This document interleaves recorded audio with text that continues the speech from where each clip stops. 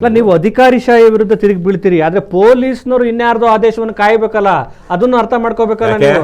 ಅರ್ಥ ಮಾಡ್ಕೊಳ್ಳೋ ದರ್ದು ನನಗೇನಿದೆ? ಸಂಬಳ ತಗೊಳ್ತಿರೋ ನಾವನು ಸಂವಿಧಾನದ ಮೇಲೆ ಹಣ ಇಟ್ಟು ನಾನು ಈ ರಾಜ್ಯದ ದೇಶದ ಸಾರ್ವಭೌಮತೆಯನ್ನ ಕಾಪಾಡ್ತೀನಿ, ಸಂವಿಧಾನದ ಅನುಸಾರವಾಗಿ ಕೆಲಸ ಮಾಡ್ತೀನಿ ಅಂತ ಪ್ರಮಾಣ ಮಾಡಿ ಏನು 50,000 ಲಕ್ಷ ರೂಪಾಯಿ ಸಂಬಳ ತಗೊಳ್ತಿರೋ ಕುನ್ನಿ ಯಾವುದು? ಇಲ್ಲ, ಇದೇ ಗತ್ತ ಯಾಕೆ ನಾವು ಅವರನ್ನ ಪ್ರಶ್ನೆ ಮಾಡಬಾರ್ದು? ಇದೇ ಗತ್ತಲ್ಲೇ ಒಬ್ಬ ಶಾಸಕನನ್ನೋ ಒಬ್ಬ ಸಚಿವನನ್ನೋ ಮುಖ್ಯಮಂತ್ರಿಯನ್ನೋ ಪ್ರಶ್ನೆ ಮಾಡಿ ಸ್ವಾಮಿ, ಅವ್ರು ಸಿಗದೇ ಇಲ್ವಾ ನಿಮ್ ಕೈಗೆ? ಹೌದು, ಸಿಗಲ್ಲ. ಯಾಕೆ ಗೊತ್ತಾ?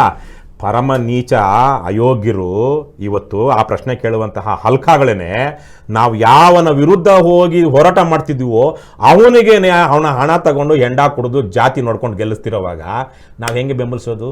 ಬನ್ನಿ, ಯಾರ್ಯಾರು ಅಂತಿದಾರಲ್ವಾ ಬರಲಿ ನಮ್ಮ ಜೊತೆಗೆ. ನಾವು ನೋಡಿ, 4 ವರ್ಷದಿಂದ 2021ರಲ್ಲಿ BJP ಸರ್ಕಾರದಲ್ಲಿ ಅಬಕಾರಿ ಸಚಿವ ಆಗಿದ್ದಂತಹ ಗೋಪಾಲಯ್ಯನ ಮೇಲೆ ನಾವು ಕೇಸ್ ಹಾಕಿದ್ವಿ, ACBನಲ್ಲಿ ದೂರು ದಾಖಲಿಸಿದ್ವಿ. ನೆನ್ನೆಗೆ ಸರಿಯಾಗಿ 1 ವರ್ಷ. ಇವತ್ತಿನ ನನ್ನ ಫೇಸ್ಬುಕ್ಕಲ್ಲಿ ನೋಡಿದ್ರೆ ಕಾಮೆಂಟ್ ಹಾಕಿದ್ದೀನಿ, ಸರಿಯಾಗಿ 2021 ಇವತ್ತಿನ ಮಾಧ್ಯಮದಲ್ಲಿ 2021 ಜೂನ್ 24ರ ಮಾಧ್ಯಮಗಳಲ್ಲಿ ವರದಿಯಾಗಿದೆ ನಾವು ಹಾಕಿರೋ ಪ್ರಕರಣ. ಎಲ್ಲಿಗೋಗಿದೆ? ಅದೇ ಗೋಪಾಲಯ್ಯ ಮತ್ತೆ ಶಾಸಕನಾಗಬಹುದು, ಮತ್ತೆ ಮಿನಿಸ್ಟ್ರು ಆಗಬಹುದು, ಇವತ್ತು ತಿಮ್ಮಾಪುರ ಅನ್ನೋರು ಆಗ್ಬೋದು. ಯಡಿಯೂರಪ್ಪ ಜೈಲಿಗೆ ಹೋಗಿ ಬಂದಂಥ ಯಡಿಯೂರಪ್ಪ MLA ಮಾಡ್ತೀರಾ, ಮಿನಿಸ್ಟ್ರು ಮಾಡ್ತೀರಾ. DK ಶಿವಕುಮಾರ್ ರಾಜ್ಯದ ಅತ್ಯಂತ ಕಡುಭ್ರಷ್ಟರಲ್ಲಿ ಒಬ್ರು ಅವ್ರನ್ನ ಮಾಡ್ತೀರಾ. ಸಿದ್ದರಾಮಯ್ಯ ಅಂತ ಕಡುಭ್ರಷ್ಟರನ್ನ ಮಾಡ್ತೀರಾ. ಕುಮಾರಸ್ವಾಮಿ ಅಂತ ಮಾಡ್ತೀರಾ. ನಾವು ಅವ್ರ ವಿರುದ್ಧ ಹೋಗಿ ಹೋರಾಟ ಮಾಡಿದ್ರೆ ನಾವು ಅವ್ರ ಮೇಲೆ ಕಾನೂನಾತ್ಮಕ ಹೋರಾಟ ಮಾಡ್ಬೋದು. ಅದೇ ಬೀದಿಯಲ್ಲಿ ಮಾಡಿದ್ರೆ ಬಿಡ್ತೀರಾ ನೀವು? ಜಾತಿ ಅವನು ಈಗ ನೋಡಿ ಒಂದು ವಿಚಾರ, ನಮ್ಮಲ್ಲಿ ಜಾತಿ ಅನ್ನೋದು ಈ ಪ್ರಶ್ನೆ ಕೇಳ್ತಿರೋಂಥವ್ರಲ್ಲಿ ಎಷ್ಟು ಜನಕ್ಕಿದೆ? ನಮ್ಮ ಪಕ್ಷದಲ್ಲಂತೂ ನಾವು ಭಾಳ ಸಂತೋಷವಾಗಿದ್ದೀವಿ, ಖುಷಿಯಾಗಿದ್ದೀವಿ, ನೆಮ್ಮದಿಯಾಗಿದ್ದೀವಿ. ಯಾಕಂದ್ರೆ ನಮ್ಮಲ್ಲಿ ಜಾತಿ ಕುಲ ಮತ ಭೇದ ಯಾವ ವಿಚಾರಕ್ಕೂ ಮಾಡೋದಿಲ್ಲ ನಾವು. ಆದರೆ ಇವತ್ತು ಕುಮಾರಸ್ವಾಮಿ ವಿರುದ್ಧ ನೀವು ಒಂದು ಆರೋಪ ಮಾಡಿ ಒಂದು ಪರ್ಟಿಕ್ಯುಲರ್ ಜಾತಿಯವರೆಲ್ಲ ಬಂದ್ಬಿಡ್ತಾರೆ. ಸಿದ್ದರಾಮಯ್ಯನ ವಿರುದ್ಧ ಆರೋಪ ಮಾಡಿ ಒಂದು ಪರ್ಟಿಕ್ಯುಲರ್ ಜಾತಿಯವರೆಲ್ಲ ಬಂದು ನಿಮ್ಮನ್ನು ಆನ್ಲೈನಲ್ಲಿ ಬೈಯೋದಕ್ಕೆ ಶುರು ಮಾಡ್ತಾರೆ. ಯಡಿಯೂರಪ್ಪನ ವಿರುದ್ಧ ಪ್ರಶ್ನೆ ಮಾಡಿ ಮಾತಾಡಿ ಒಂದು ಪರ್ಟಿಕ್ಯುಲರ್ ಜಾತಿಯವರೆಲ್ಲ ಬಂದು ಪ್ರಶ್ನೆ ಮಾಡೋಕ್ಕೆ ಶುರು ಮಾಡ್ಬಿಡ್ತಾರೆ, ಅಥವಾ ನಿಮ್ಮನ್ನು ಮಾಡೋದಕ್ಕೆ ಮಾಡ್ತಾರೆ. ನೀವು ಮಾಡಿದ್ರೆ ತಪ್ಪು, ನನ್ನ ಜಾತಿಯನ್ನು ಮಾಡಿದ್ರೆ ಮಾತ್ರ ತಪ್ಪಲ್ಲ. ಇವತ್ತು ಸಮಾಜದಲ್ಲಿ ಆ ಮಟ್ಟಕ್ಕೆ ಅಪ್ರಾಮಾಣಿಕತೆ ಇದೆ. ಹಾಗಾಗಿ ನಾವು ಒಂದು ಬಲವನ್ನು ಪಡ್ಕೊಳ್ತಾ ಇದ್ವಿ. ಜನರನ್ನ ಆದಷ್ಟು ಜಾತಿಯಿಂದ, ಮತಗಳ ಕಪಿಮುಷ್ಟಿಯಿಂದ, ಅವೈಚಾರಿಕತೆಯಿಂದ, ಅಜ್ಞಾನದಿಂದ, ಅಸತ್ಯದಿಂದ ಹೊರಗೆ ತಂದು ಪ್ರಾಮಾಣಿಕವಾಗಿರುವಂಥ ಒಂದು ಹೋರಾಟದ ಗುಂಪನ್ನು ಕಟ್ಟೋದಕ್ಕೆ ಪ್ರಯತ್ನ ಪಡ್ತಿದ್ದೀವಿ. ಆಗ ಇದಕ್ಕೆ ಬೆಂಬಲ ಬರುತ್ತೆ ಅಂದಾಗ ನಾನು ಕರ್ನಾಟಕದಲ್ಲಿ ನೀವು ನೋಡಿ, ಜನಾರ್ದನ್ ರೆಡ್ಡಿ ಅನ್ನುವಂತಹ ತಿರುಪತಿ ತಿಮ್ಮಪ್ಪನಿಗೆ 40 ಕೋಟಿ ರೂಪಾಯಿ ಟೋಪಿ ಇಟ್ಟಂಥ ವ್ಯಕ್ತಿ ಹೋಗಿ ಗಂಗಾವತಿ ಅನ್ನುವಂಥ ತನ್ನದಲ್ಲದ ಊರಿನಲ್ಲಿ ಗೆಲ್ತಾನೆ ಅಂದರೆ ಜನ ಇನ್ಯಾವ ಮಟ್ಟಕ್ಕೆ ಭ್ರಷ್ಟರಾಗಿರಬಹುದು ಯೋಚನೆ ಮಾಡಿ.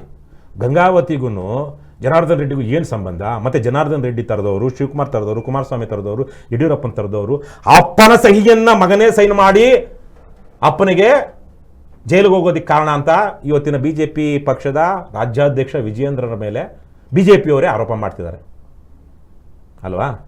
ಇಂಥವರೆಲ್ಲ ರಾಜಕೀಯದಲ್ಲಿ ಇರಬೇಕು ಅಂದರೆ ಇದ್ದಾರೆ ಅಂದರೆ ಯಾರು ಕಾರಣ? ನಾನು ಇವತ್ತಿಷ್ಟು ಮಾತ್ರ ಮಾತಾಡ್ತಿದ್ದೀನಿ. ನೀವು ಹೇಳಿದ್ರಲ್ವ ಶಾಸಕರ ಬಗ್ಗೆ, ನಮ್ಮಷ್ಟು ಧೈರ್ಯವಾಗಿ ಕೆಚ್ಚಿನಿಂದ ಮಾತಾಡುವಂಥವ್ರಾದರೂ ಯಾರಿದ್ದಾರೆ? ಹೋರಾಟ ಬಿಟ್ಬಿಡಿ. ಜನ ನಮ್ಮನ್ನು ಬೆಂಬಲಿಸ್ದಿರ ಬೇಕಾದ್ರೆ ನಮ್ಮನ್ನೇ ಹೊಳೆ ನರಸೀಪುರದಲ್ಲಿ ಇಡೀ ದೇವೇಗೌಡರ ಸಂತಾನದ ವಿರುದ್ಧ ಹೋರಾಟ ಕಟ್ಟಿ ಹೊಳೆ ನರಸೀಪುರಕ್ಕೆ ಹೋಗಿ ಕಾಲಿಟ್ಟು ಬಂದವರು ನಾವು KRS ಪಕ್ಷದವರು. ಕಲ್ಲೇಟೆಲ್ಲ ಬಿತ್ತು, ಗಾಯಗಳಾಯಿತು, ನಮ್ಮ ಗಾಡಿಗಳೆಲ್ಲ ಹೊಡೆದ್ರು. ಸುಮಾರು 5,000 ಜನ ಸೇರಿದ್ರು. ಅವತ್ತು ಪೊಲೀಸರು ಪುಣ್ಯಾತ್ಮ ಯಾವನೊಬ್ಬ ಏನು ತಮ್ಮಯ್ಯ ಅಂತಲೋ ಏನೋ ಅವರು ಕೊಡಗಿನವರು DYSP ಗಣಪತಿ ಇದ್ರಲ್ಲ ಅವರನ್ನ ASP ಅವ್ರು ಬಂದು ನಮ್ಮನ್ನು ಒಂದು ರೀತಿಯಲ್ಲಿ ಬಚಾವ್ ಮಾಡಿದ್ದು ಪುಂಡ್ರು ಪೋಖ್ರಗಳಿಂದ. ಯಾವನೋ ಒಬ್ಬ ಹಲ್ಕಾ ಇದ್ದ ಅಲ್ಲಿ ಮುರಳೀಧರ್ DYSP ನನ್ನನ್ನು ಎಳ್ಕೊಂಡು ಹೋಗಿ ಜನರಿಗೆ ಬಿಸಾಕ್ಬಿಡ್ತಾ ಇದ್ದ. ಇನ್ನು 10 ಅಡಿ ದೂರದಲ್ಲಿ ಗೇಟ್ ಇತ್ತು, ಗೇಟು ಜನ ಕಾಯ್ತಾ ಇದ್ರು ನನ್ನನ್ನು ಹೊಡಿಬೇಕು ಅಂತ. ನಮ್ಮವರೆಲ್ಲ ಗಾಬರಿ ಆಗಿದ್ರು, ನೆಳ್ಕೊಂಡೋಗ್ಬಿಟ್ಟು ಅಷ್ಟೊತ್ತಿಗೆ ಅವ್ನು ದೇವ್ರ ಥರ ಬಂದ. ಏನಾಗ್ತಿತ್ತು I don't give a damn about some certain consequences. But ಆ ತಮ್ಮಯ್ಯ ಬಂದು ನನ್ನ ಅಲ್ಲೇ ಅಡ್ಡ ಹಾಕಿ ಅವನ್ನ ಮುರಳೀಧರನ್ನ ನಮ್ಮನ್ನು ಕರ್ಕೊಂಡು ಬಂದು ಸೇಫಾಗಿ ಕಳಿಸೋದಕ್ಕೆ ಪ್ರಯತ್ನ ಪಟ್ಟರು. ಕಾಂಗ್ರೆಸ್ನವರಿಗೆ ಅಲ್ಲಿ ಹೋಗಿ ಒಂದು ಸಭೆ ಮಾಡೋ ಹೇಳ್ತಾರೆ. ನನಗೆ ಪತ್ರಕರ್ತರು ಹೇಳಿದ್ದು, ಬೇರೆ ಯಾರೂ ಅಲ್ಲ, ಬೇರೆ BJPಯವರು ಕಾಂಗ್ರೆಸ್ಸವರು ಹೇಳೋದು. 5 ಜನ ಕಾಂಗ್ರೆಸ್ ಅವರು ಹೊಳೆ ನರಸೀಪುರದಲ್ಲಿ ಮನೆಗೆ ಓಟ್ ಕೇಳಬೇಕು ಅಂತ ಹೋದರೆ 10 ಜನ ಪೊಲೀಸರು ಜೊತೆಗಿರಬೇಕಿತ್ತಂತೆ. ಆ ಮಟ್ಟಿನ ಗೂಂಡಾ ರಾಜ್ಯ ಆಗಿತ್ತು ಹೊಳೆ ನರಸೀಪುರ. ನಾವು ಹೋಗಿ ಅಲ್ಲೆಲ್ಲ ಚಾಲೆಂಜ್ ಮಾಡಿ ಬಂದಿದ್ದೀವಲ್ಲ, ಇನ್ಯಾವ ಥರ ಚಾಲೆಂಜ್ ಮಾಡಬೇಕು? ಯಡಿಯೂರಪ್ಪ ಸೋಮಣ್ಣ ಇಂಥವ್ರನ್ನ ಕೋರ್ಟಿನ ಕಟಕಟೆಯಲ್ಲಿ 11 ವರ್ಷಗಳಿಂದನೇ ನಿಲ್ಲಿಸಿದ್ದೆ ನಾನು. ಏನು ಸಿಕ್ತು ನಮಗೆ? ಏನು ಬೆಂಬಲ ಕೊಟ್ಟಿದ್ದೀರಿ ನೀವು ಕೇಳೋ ಅಂಥವ್ರು? ಅದೇ ಶಾಸಕರನ್ನ ಕೇಳಿ. ಅಟ್ಲೀಸ್ಟ್ ಅಧಿಕಾರಿ ನನ್ನ ನನ್ನ ಕೂಲಿಯಲ್ಲಿ ಬದುಕ್ತಿರುವಂಥವನು, ಶಾಸಕ ಭ್ರಷ್ಟ ರಾಜಕಾರಣಿ ನಿಮ್ಮ ಬೆಂಬಲದಿಂದ ಬದುಕ್ತಿರುವಂತಹ ಅಧರ್ಮಿ, ಆ ಪ್ರಶ್ನೆ ಕೇಳುವಂಥವ್ರಿಗೆ. ಆದರೆ ಅವನು ನನ್ನ ಕೂಲಿ, ನನ್ನ ಬೆಂಬಲ ಅವನಿಗಿಲ್ಲ, ಅವನಿಗೆ ನಾನೇನು ಮಾಡೋದಕ್ಕಾಗೋದಿಲ್ಲ. ಆದರೆ ಒಬ್ಬ ಅಧಿಕಾರಿಯಾದವನು ಸಂವಿಧಾನವನ್ನು ನಾನು ಒಪ್ಕೊಂಡಿರುವಂಥ ಅವನು ಒಪ್ಕೊಂಡಿರೋ ಸಂವಿಧಾನದ ಪರವಾಗಿ ಕೆಲಸ ಮಾಡಬೇಕಾಗಿರೋನು, ನನ್ನ ಕೂಲಿಯಲ್ಲಿ ಬದುಕ್ತಿರೋನು, ಮತ್ತು ಅವನ ಪ್ರಶ್ನೆ ಕೇಳಿದ್ರೆ ಪ್ರಶ್ನೆ ಕೇಳುವಂಥ ಹಕ್ಕು ನನಗೆ ಸಂವಿಧಾನ ಕೊಟ್ಟಿದೆ ಮತ್ತು ನಾನು ಅವನ ವಿರುದ್ಧ ಕೋರ್ಟ್ಗೂ ಹೋಗ್ಬೋದು. ಆದರೆ ಭ್ರಷ್ಟ ರಾಜಕಾರಣ ವಿರುದ್ಧ ನಾವು ಯಾವ ಕೋರ್ಟ್ಗೆ ಹೋಗ್ತೀವಿ? ಜನತಾ ನ್ಯಾಯಾಲಯಕ್ಕೆ. ಜನತಾ ನ್ಯಾಯಾಲಯಕ್ಕೆ ಏನು ಸಿಗ್ತಾ ಇದೆ? ನಮ್ಮಂಥವರಿಗೆ ಚಪ್ಪಲಿ ತಗೊಂಡು ಜನತಾ ನ್ಯಾಯಾಲಯದಲ್ಲಿ ಹೊಡಿತಾ ಇದ್ದಾರೆ. ಚಪ್ಪಲಿ ತಗೊಂಡು ಜನತಾ ನ್ಯಾಯಾಲಯದಲ್ಲಿ ತೀರ್ಪು ಕೊಡಬೇಕಾಗಿರುವಂಥ ಜನರು ನಮ್ಮನ್ನು ಹೊಡಿತಾ DK ಶಿವಕುಮಾರ್ ಅಂತವ್ರನ್ನ, ಜನಾರ್ದನ್ ರೆಡ್ಡಿ ಅಂತವ್ರನ್ನ, ಕಟ್ಟಾ ಸುಬ್ರಹ್ಮಣ್ಯ ನಾಯ್ಡು ಅಂತವ್ರನ್ನ, ಕೃಷ್ಣ ಶೆಟ್ಟಿ ಅಂತವ್ರನ್ನ, ಸಂಪಂಗಿ ಅಂತವ್ರನ್ನ, ಸಿದ್ದರಾಮಯ್ಯ ಅಂತವ್ರನ್ನ, ವಿಜೇಂದ್ರ ಅಂತವ್ರನ್ನ ಲಕ್ಷಗಳ ಸಂಖ್ಯೆಯ ಬಹುಮತದಲ್ಲಿ ಗೆಲ್ಲಿಸ್ತಿದ್ದಾರೆ. ಇವತ್ತು ಯಾರ್ದು ತಪ್ಪು ಸ್ವಾಮಿ? ನಮಗೇನು ಧೈರ್ಯ ಇಲ್ಲ ಅಂದ್ಕೊಂಡಿದ್ದೀರಾ? MLAಗಳನ್ನ ಪ್ರಶ್ನೆ ಮಾಡೋ ಧೈರ್ಯ ತಾಕತ್ತು ನಮಗಿಲ್ಲ ಅಂದ್ಕೊಂಡಿದ್ದೀರಾ? ಪ್ರಶ್ನೆ ಮಾಡೋದಕ್ಕೆ ಅಲ್ಲಿ ಹೋದಾಗ ಅವರು ಗೂಂಡಾಗಳನ್ನು ಬಿಡ್ತಾರೆ, ಪೊಲೀಸರು ಬಡಿತಾರೆ ನಮ್ಮನ್ನು. ಅಲ್ಲೇ ನ್ಯಾಯ ನೀತಿ ಇರುತ್ತೆ, ನೀವು ಬಂದು ರಕ್ಷಣೆ ಕೊಡ್ತೀರಾ? ಅದೇ ಅಟ್ಲೀಸ್ಟ್ ವಿಡಿಯೋ ಇದ್ರೂ ಏನು ಮಾಡ್ಕೊಳ್ಳೋದಕ್ಕಾಗೋದಿಲ್ಲ. ಅಟ್ಲೀಸ್ಟ್ ನಾವು ಸರ್ಕಾರಿ ಅಧಿಕಾರಿಗಳ ಹತ್ರ ಹೋದಾಗ, ಆದರೆ ಇದೇ ಸರ್ಕಾರಿ ಅಧಿಕಾರಿಗಳೇ ಮಾಡೋ ತಪ್ಪನ್ನು ನಾವು ತೋರಿಸಿದಾಗ ನಮಗೊಂದಷ್ಟು ಶಕ್ತಿ ಇದೆ, ಮುಂದಕ್ಕೆ ಅದು ಬರುತ್ತೆ. ಇವತ್ತು ಹೇಳಿದಿರಲ್ಲ, ಜನ ಜಾಸ್ತಿ ಆದಷ್ಟು ಒಬ್ಬ MLAನೋ ಶಾಸಕನೋ ಮಿನಿಸ್ಟರ್ ಬರ್ತಾರೆ, ಕಳ ಕಳ ಕಳ ಕಳ ತೂಕಳ ಚೀಕಳ ಅನ್ನುವಂಥ ಸ್ಥಿತಿಯನ್ನು ನಾವು ತಲುಪ್ತೀವಿ. ಆ ಮಟ್ಟಿಗೆ ಜನ ಇದು ಸಿದ್ಧ ಆಗ್ತಾರೆ. ಈ ಹೊತ್ತಿಗೆ ನಾವು ಇಷ್ಟೇ ಮಾಡೋಕ್ಕಾಗಿರೋದು, ಜನ ರೆಡಿ ಆಗಬೇಕು. ಜನ ಅಮೇಧ್ಯ ತಿನ್ನೋದು, ವಿಶೇಷವಾಗಿ ಭ್ರಷ್ಟ ದುಷ್ಟ ರಾಜಕಾರಣಿಗಳಿಗೆ ಹಣಕ್ಕೆ ಹೆಂಡಕ್ಕೆ ಓಟ್ ಹಾಕಿ ಅವನು ನಮ್ಮ ಜಾತಿಯವನು ಅನ್ನುವ ಏಕೈಕ ಕಾರಣಕ್ಕಾಗಿ ಅತ್ಯಾಚಾರಿಗೆ ಕೊಲೆಗಡುಕನಿಗೆ ಬೆಂಬಲಿಸುವಂಥ ಮನಸ್ಥಿತಿ ಇದೆಯಲ್ಲ, ಅದು ಬದಲಾದಾಗ ನಾವು ಸಿದ್ಧ ಆಗ್ತೀವಿ. ಜನರ ಭಾವನೆ, ವ್ಯವಸ್ಥೆಯಲ್ಲಿನ ಭ್ರಷ್ಟಾಚಾರ, ಆಮೇಲೆ ನಿಮ್ಮ ಹೋರಾಟ ಇದೆಲ್ಲ, ನೀವೊಂದು ಪಕ್ಷದ ಅಧ್ಯಕ್ಷರಾಗಿದ್ದೀರಿ ಮತ್ತು ಹೋರಾಟಗಾರರ ಕೆಲಸ ಮಾಡ್ತಿದ್ದೀರಿ. ಸದ್ಯದ ಈ ಕಾಂಗ್ರೆಸ್ ಪಕ್ಷದ ಆಡಳಿತವನ್ನು ನೋಡಿದಾಗ ಏನು ಅನಿಸುತ್ತೆ? ಯಾವ ರೀತಿ ಈಗ ನಾವೆಲ್ಲ ಗ್ಯಾರಂಟಿಗಳ ಮೂಲಕ ಜನರ ಅಭ್ಯುದಯ ಮಾಡಿದ್ದೀವಿ ಅಂತೇಳಿ ಭಾಷಣಗಳಲ್ಲಿ ಹೇಳ್ತಾ ಇದ್ದಾರೆ. ಪ್ರಾಮಾಣಿಕವಾಗಿ ನೀವು ನೋಡಿದಾಗ ಏನು ಅನಿಸುತ್ತೆ? ಈ ಆಡಳಿತ ಹೇಗಿದೆ ಅಂತ ನಿಮ್ಗೇನು ಅನಿಸುತ್ತೆ? ನಾವು ಪ್ರತಿನಿತ್ಯ ಅಂತೂ ಟೀಕೆ ಮಾಡ್ತಾನೆ ಇರ್ತೀವಿ. ಹಗರಣಗಳ ಆರೋಪ ಬರ್ತಾ ಇದೆ. ಗ್ಯಾರಂಟಿ ಯೋಜನೆಗಳ ಮೂಲಕ ಜನರನ್ನು ಒಂದು ರೀತಿ ಏನು ಭ್ರಮೇಲಿ ತಿಳಿಸೋ ಪ್ರಯತ್ನಗಳು ಆಗ್ತಾ ಇದ್ದಾವೆ. ಎಲ್ಲವೂ ಇನ್ಫ್ಯಾಕ್ಟ್ ಆಗ್ತಾ ಇಲ್ಲ. ಈಗ ನೋಡಿ ಆ ಹಗರಣ, ಇದು ನಿಮ್ಮ ಅಭಿಪ್ರಾಯ ಆಯಿತು. ಬಹುಶಃ ಕಾಂಗ್ರೆಸ್ ಪಕ್ಷದವರು ಏನು ತುಂಬ ಅಭಿಪ್ರಾಯಗಳನ್ನು ಹೇಳ್ಕೊಳ್ಳೋದು, ಕಾಂಗ್ರೆಸ್ ಪಕ್ಷದವರು ಈಗ ಹೇಳ್ತಾ ಇದ್ದಾರೆ ಕೆಲವೊಬ್ಬರು. ಇನ್ನು ವಿರೋಧ ಪಕ್ಷಗಳಂತೂ ಅವರು ವಿಷಯಾಧಾರಿತವಲ್ಲದ ಟೀಕೆಗಳನ್ನು ಮಾಡೋದರಲ್ಲಿ ಎತ್ತಿದ ಕೈ ಕರ್ನಾಟಕದಲ್ಲಿ. ಆದರೆ ಒಟ್ಟಾರೆ ಜನರದ್ದು ನಿಮ್ಮ ಪ್ರಕಾರ ಹೇಗಿದೆ? ನೀವು ಒಬ್ಬ ಸಾಮಾನ್ಯರಾಗಿ ನಿಮಗೇನು ಸರಿ ಅನ್ನಿಸ್ತಾ ಇಲ್ಲ ಅಲ್ವಾ? ಹೌದು ಹೌದು ಹೌದು, ಸರಿ ಅನ್ನಿಸ್ತಿಲ್ಲ. ನನ್ನ ಪ್ರಕಾರ ಕಳೆದ 20 ವರ್ಷಗಳಿಂದ ಬಾಣೆಲೆಯಿಂದ ಬೆಂಕಿಗೆ ಅಂತ ಒಂದು ಗಾದೆ ಇದೆ ಅಲ್ವಾ? ಹಿಂದಿನ ಸರ್ಕಾರ ಎಷ್ಟೋ ವಾಸಿ ಅನಿಸುತ್ತೆ. ಆವತ್ತಿಗೆ ಬೆಂಕಿಲೇ ಇದ್ವಿ, ಆದರೆ ಅದೇನೋ ಬೆಂಕಿ ಇದು ಮತ್ತೆ ಇನ್ನೊಂದ್ಸಲ ಬಾಣ್ಲೆ ತರ ಕನ್ಸಿ ಇನ್ನೊಂದು ಬೆಂಕಿಗೆ ಆರ್ತಾ ಇದೀವಿ ಅಷ್ಟೇ. ಈಗ ಲಾಸ್ಟ್ ಟೈಮ್ ನೋಡಿ, ಹಿಂದಿನ ಸರ್ಕಾರವನ್ನ ವಿರೋಧಿಸಿ PSCM 40% ಸರ್ಕಾರ ಅಂತೇಳಿ ಹೇಳ್ಕೊಂಡು ಅಧಿಕಾರಕ್ಕೆ ಬಂದ್ರು. ಈಗ ಈ ಸರ್ಕಾರ ಮಾಡ್ತಿರೋದು ಅದೇ PSI ಸ್ಕ್ಯಾಮ್ ಅಲ್ಲಿ ಅವನು 2 ಕೋಟಿಗೆ ಒಂದೊಂದು SI ಮಾಡ್ಕೊಂಡಿದ್ದವನ್ನ ಸರ್ಕಾರ ಇವತ್ತು ಮತ್ತೆ ರೀಇನ್ಸ್ಟೇಟ್ ಮಾಡಿದೆ. 40% ಇರೋದು 60% ಆಗಿದೆ. ಸಿದ್ದರಾಮಯ್ಯ 2ನೇ ಅವಧಿಯ ಸಿದ್ದರಾಮಯ್ಯನಿಗಿಂತ ಬಸವರಾಜ ಬೊಮ್ಮಾಯಿ ಉತ್ತಮ ಮುಖ್ಯಮಂತ್ರಿ. ಬಸವರಾಜ ಬೊಮ್ಮಾಯಿಗಿಂತ 2ನೇ ಅವಧಿಗೆ ಮುಖ್ಯಮಂತ್ರಿಯಾದ ಯಡಿಯೂರಪ್ಪ ಉತ್ತಮ ಮುಖ್ಯಮಂತ್ರಿ. ಯಡಿಯೂರಪ್ಪರಿಗಿಂತ ಅವರ ಹಿಂದೆ ಮುಖ್ಯಮಂತ್ರಿ ಆಗಿದ್ದಂಥ ಕುಮಾರಸ್ವಾಮಿ ಉತ್ತಮ ಮುಖ್ಯಮಂತ್ರಿ. ಕುಮಾರಸ್ವಾಮಿಗಿಂತ ಮೊದಲ ಅವಧಿಗೆ ಮುಖ್ಯಮಂತ್ರಿ ಆದಂಥ ಸಿದ್ದರಾಮಯ್ಯ ಉತ್ತಮ ಮುಖ್ಯಮಂತ್ರಿ. ಸಿದ್ದರಾಮಯ್ಯನಿಗಿಂತ ಹಿಂದೆ ಇದ್ದಂತಹ ಜಗದೀಶ್ ಶೆಟ್ಟರ್ ಸಿದ್ದರಾಮಯ್ಯನಿಗಿಂತ ಉತ್ತಮ ಮುಖ್ಯಮಂತ್ರಿ. ಅಂದರೆ ಅಧಮರೆಲ್ಲಾನು ಒಂದು ಅಧಮ ಸ್ಥಾನದಿಂದ ಇನ್ನೊಂದು ಅಧಮ ಸ್ಥಾನಕ್ಕೆ ನೆಕ್ಸ್ಟ್ ಒನ್ ಬರ್ತಿದ್ದಾರೆ. ಇವತ್ತು ಹಿಂದೆ ಆವತ್ತಿಗೆ ಇವತ್ತು ನಾವು ಹೋಲಿಸ್ಕೊಂಡ್ರೆ 30 ವರ್ಷಗಳ ಹಿಂದೆ ರಾಜಕಾರಣದಲ್ಲಿ ಇದ್ದಂಥವ್ರು ಪುಣ್ಯಾತ್ಮರ ಥರ ಕಾಣಿಸ್ತಾ ಇದ್ದಾರೆ. ಅಂದರೆ ಹಂತವಾಗಿ ಇದು ಅವ್ಯವಸ್ಥೆ, ಕುವ್ಯವಸ್ಥೆ, ಈಗ ಏನೇನು ವ್ಯವಸ್ಥೆ, ಒಳ್ಳೆಯ ವ್ಯವಸ್ಥೆ, ಸುವ್ಯವಸ್ಥೆ, ಅವ್ಯವಸ್ಥೆ ಅಂತಿರಲ್ವಾ, ಈ ಹೊತ್ತಿಗೆ ಇರುವಂತಹದ್ದು ಕಡುಭ್ರಷ್ಟ, ಏನಂತೀರ, ಅನೈತಿಕ ಸರ್ಕಾರ. ಇವತ್ತಿನ ಗ್ಯಾರಂಟಿ ಯೋಜನೆಗಳು ಸರ್ಕಾರಕ್ಕೊಂದು ಒಳ್ಳೆ ಜನರಿಗೊಂದು ಶಕ್ತಿ ಕೊಟ್ಟಿದ್ದಾವೆ ಅಂತ ಹೇಳ್ತಿದಾರಲ್ಲ, ಇರಬಹುದು. ವಿಶ್ವಸಂಸ್ಥೆನೇ ಇದ್ರ ಬಗ್ಗೆ ಒಂದು ಅಪ್ರಿಷಿಯೇಟ್ ಏನೋ. ನಾನು ಗ್ಯಾರಂಟಿಗಳ ಬಗ್ಗೆ ಮಾತಾಡೋದಿಲ್ಲ. ಯಾಕೆಂದ್ರೆ ನೋಡಿ, ಸುಮಾರು ವರ್ಷಕ್ಕೆ 40-50 ಸಾವಿರ ಕೋಟಿ ರೂಪಾಯಿ ಇವತ್ತು ಗ್ಯಾರಂಟಿಗಳ ಮೂಲಕ ಜನರಿಗೆ ತಲುಪ್ತಾ ಇದೆ. ಇಲ್ಲಾಂದ್ರೆ ಈ ದುಡ್ಡು ಏನಾಗ್ತಿತ್ತು? ಕೊನೆ ಪಕ್ಷ ಅದಾದ್ರೂ ರೀಚ್ ಆಗ್ತಿದ್ಯಲ್ಲ. ದುಡ್ಡು ಏನಾಗ್ತಿತ್ತು? ಅದು ಇವರು ಮೂಲಭೂತ ಸೌಕರ್ಯಗಳು ಅಂತೇಳಿ ಬ್ರಿಡ್ಜ್ ಕಟ್ಟೋದಕ್ಕೆ, ಇನ್ನೊಂದು ಕಟ್ಟೋದಕ್ಕೆ, ಅದು ಕಟ್ಟೋದಕ್ಕೆ ಇನ್ಯಾವುದಾದ್ರು ಸ್ಕೀಮ್ಗಳನ್ನ ತರ್ತಾ ಇದ್ರು. ಅಲ್ಲಿ 50 ಕೋಟಿ ರೂಪಾಯಿಯ ಬ್ರಿಡ್ಜ್ಗೆ 500 ಕೋಟಿ ಮಾಡ್ತಾ ಇದ್ರು. ಆ 450 ಕೋಟಿ, 400, 300, 400 ಕೋಟಿಯನ್ನ, ಅಂದ್ರೆ ಒಂದು ನಾನು ಹೇಳ್ತಿರೋದು 30-60% ಬಂದಾಗ 100 ಕೋಟಿ ಪ್ರಾಜೆಕ್ಟಲ್ಲಿ ಇವತ್ತು 60 ಕೋಟಿ ಕಮಿಷನ್ನೇ ಕೊಟ್ಟ ಮೇಲೆ ಇನ್ನು ಆ 40 ಕೋಟಿ ತಾನೇ ಆ ಪ್ರಾಜೆಕ್ಟ್ ಆಗುವಂಥದ್ದು. ಆ 40 ಕೋಟಿ ಜನರಿಗೆ ಉಪಯೋಗ ಆಗುತ್ತಾ? ಒಂದು ಉದಾಹರಣೆ ನಿಮಗೆ ಕೊಡ್ತೀನಿ ನೋಡಿ. ಕರ್ನಾಟಕದ ಅತ್ಯಂತ ಜನಪ್ರಿಯ ಅಲ್ಲ, ದೀರ್ಘಕಾಲದಿಂದ ಇಲ್ಲಿ ತನಕ MLA ಆದ ಮೊದಲ ಅವಧಿಯಿಂದ ಇಲ್ಲಿ ತನಕ ಸೋಲದೇ ಇರುವಂತಹ ಶಾಸಕರಲ್ಲಿ ಬೆಂಗಳೂರಿನ ರಾಮಲಿಂಗಾರೆಡ್ಡಿನೂ ಒಬ್ಬರು. ನಾನು ಅವ್ರ ವಿರುದ್ಧ BTM ಲೇಔಟಲ್ಲಿ 2013 ಚುನಾವಣೆಗೆ ನಿಂತಿದ್ದೆ. 6,600 ವೋಟ್ಗಳನ್ನು BTM ಲೇಔಟ್ನ ಜನ ಆವತ್ತಿಗೆ ಕೇವಲ ನಾನು 2 ತಿಂಗಳು ಪ್ರಚಾರ ಮಾಡೋದಕ್ಕೆ ಕೊಟ್ಟರು. ಪುಣ್ಯಾತ್ಮರು BTM ಲೇಔಟಲ್ಲಿ ನಿಜಕ್ಕೂ ಆ ಮಟ್ಟಕ್ಕೆ ದೊಡ್ಡ ಮಟ್ಟದಲ್ಲಿ ನ್ಯಾಯ ನೀತಿಯನ್ನು ಬೆಂಬಲಿಸೋರಿದ್ದರು. ಇವತ್ತು ಅದೇ BTM ಲೇಔಟಲ್ಲಿ ನಾನು ವಾಸಿ, ಅವತ್ತು ಅಲ್ಲೇ ವಾಸಿ, ಇವತ್ತು ಅಲ್ಲೇ ವಾಸಿ. ಕೇಂದ್ರೀಯ ಸದನ, ಮಡಿವಾಳದ ಕೇಂದ್ರೀಯ ಸದನದಿಂದ ಈಜಿಪುರ ಸಿಗ್ನಲ್ ತನಕ ಸುಮಾರು 2 ಕಿಲೋಮೀಟರ್ ದೂರದ ಒಂದು ಫ್ಲೈಓವರು 8-9 ವರ್ಷಗಳಿಂದ ನಡೀತಾ ಇದೆ ರಾಮಲಿಂಗಾರೆಡ್ಡಿ ಅವರ ಕ್ಷೇತ್ರದಲ್ಲಿ. ಯಾಕೆ ಇಲ್ಲಿ ತನಕ ಆಗಿಲ್ಲ? ಕಂಪ್ಲೀಟ್ ಆಗಿಲ್ಲ. ಆದರೆ 50 ಕೋಟಿಲೋ 100 ಕೋಟಿದೋ ಪ್ರಾಜೆಕ್ಟು 150 ಕೋಟಿ ಆಯಿತು, 250 ಕೋಟಿ ಆಯಿತು, ಇವಾಗ 500 ಕೋಟಿ ಹಾಕಿದ್ರು ಅದು ಕಂಪ್ಲೀಟ್ ಆಗಿಲ್ಲ. ಆ ಥರ ಪ್ರಾಜೆಕ್ಟ್ ಮಾಡಿದವನು ಆಂಧ್ರದವನು, ಅವನು ಯಾವನಿಗೆ ಕೊಟ್ಟಿದ್ನೋ ಕಮಿಷನ್ನು ಪರ್ಸೆಂಟೇಜ್ ಗೊತ್ತಿಲ್ಲ, ಕೈ ಎತ್ಬಿಟ್ಟ. ನನ್ನ ಕೈಲಿ ಈ ಪ್ರಾಜೆಕ್ಟ್ ನಡ್ಸೋಕ್ಕಾಗಲ್ಲ ಅಂತ ವಾಪಸ್ ಹೋದ ಆಂಧ್ರಕ್ಕೆ. ಕೋರ್ಟು ಏನಾಯಿತು, ಏನು ಕಿತ್ಕೊಳ್ಳೋಕ್ಕಾಗುತ್ತೆ ಅವನು? ಯಾಕೆ ಹೋದ? ರಾಮಲಿಂಗಾರೆಡ್ಡಿ ಅವ್ನು ಕೇಳ್ಬೇಕು ನಾವು. ಎಷ್ಟೊಂದು ಜನರ ತೆರಿಗೆ ಹಣ ಅಲ್ಲಿ ಭ್ರಷ್ಟತೆಯ ಪಾಲಾಯಿತು. ಕರೆಕ್ಟ್ ಅಲ್ವಾ? ಸ್ಥಳೀಯ ಶಾಸಕರಿಗೆ, ಮಂತ್ರಿಗಳಿಗೆ, ಬೆಂಗಳೂರಿನ ನಗರಾಭಿವೃದ್ಧಿ ಸಚಿವರಿಗೆ ಅವೆಲ್ಲ ಕೊಟ್ಟ ಮೇಲೆ ಅವನು ಏನು ಮಾಡೋದಕ್ಕಾಗುತ್ತೆ? ಸೊ ಹಾಗಾಗಿ ಇಂಥ ನೂರಾರು ಯೋಜನೆಗಳಿಗೆ, ನೂರಾರು ಕೆಲಸಗಳಿಗೆ 10 ಕೋಟಿ ರೂಪಾಯಿ ನೋಡಿ. ನೀವೊಂದು ಸರ್ಕಾರಿ ಶಾಲೆಗಳನ್ನು, ಹಳ್ಳಿಗಳಲ್ಲಿರುವಂಥ ಸರ್ಕಾರಿ ಶಾಲೆಗಳನ್ನು ನೋಡ್ಕೊಂಡು ಬನ್ನಿ ಸುರೇಶ್. ಇವತ್ತೇ ಒಂದು ಕಾರ್ಯಕ್ರಮ ಮಾಡಿದ್ವಿ ಸರ್ ಗದಗಲ್ಲಿ ನೋಡಿ. ಗಜೇಂದ್ರಗಢದಲ್ಲಿ ಕೊಠಡಿ ಕುಸಿದೋಗಿದೆ. ಕರ್ನಾಟಕದ ಸರ್ಕಾರಿ ಶಾಲೆಗಳಷ್ಟು ಕಳಪೆ ಕಾಮಗಾರಿಯ ಕಟ್ಟಡಗಳು ಪ್ರಪಂಚದಲ್ಲಿ ಎಲ್ಲೂ ಇರೋದಕ್ಕೆ ಸಾಧ್ಯ ಇಲ್ಲ. ಒಂದು 20 ಲಕ್ಷ ರೂಪಾಯಿ ಕೊಟ್ಟರೆ, 20 ಲಕ್ಷ ರೂಪಾಯಿ ಇವತ್ತಿನ ದುಡ್ಡಲ್ಲಿ 4-5 ಲಕ್ಷ ರೂಪಾಯಿಯಲ್ಲಿ ಸುಸಜ್ಜಿತವಾಗಿ ಕಟ್ಟಬಹುದಾದಂತಹ ಕಟ್ಟಡ ಕಟ್ಟೋದಕ್ಕೆ ನಾವು 20 ಲಕ್ಷ ರೂಪಾಯಿ ಕೊಡ್ತಾ ಇದ್ದೀವಿ. ಆ 20 ಲಕ್ಷ ರೂಪಾಯಿ ಕೊಟ್ಟರು ಇವರು 4-5 ಲಕ್ಷ ರೂಪಾಯಿ 5-6 ಲಕ್ಷ ರೂಪಾಯಲ್ಲಿ ಕಟ್ಟಬಹುದಾದಷ್ಟು ಒಳ್ಳೆಯ ಏನು ಕ್ವಾಲಿಟಿ ಇರುವಂಥ ಕಟ್ಟಡ ಕಟ್ಟೋದಿಲ್ಲ, ಒಳ್ಳೆಯ ಕಾಮಗಾರಿ ಮಾಡೋದಿಲ್ಲ. ಅದನ್ನು ಕಳಪೆ ಕಾಮಗಾರಿ. ಕರ್ನಾಟಕ ಸರ್ಕಾರ ಕಟ್ಟಿರುವಂತಹ ಸರ್ಕಾರಿ ಶಾಲೆಗಳ ಕಟ್ಟಡಗಳ ಆಯಸ್ಸು 10 ವರ್ಷಕ್ಕಿಂತ ಜಾಸ್ತಿ ಇಲ್ಲ.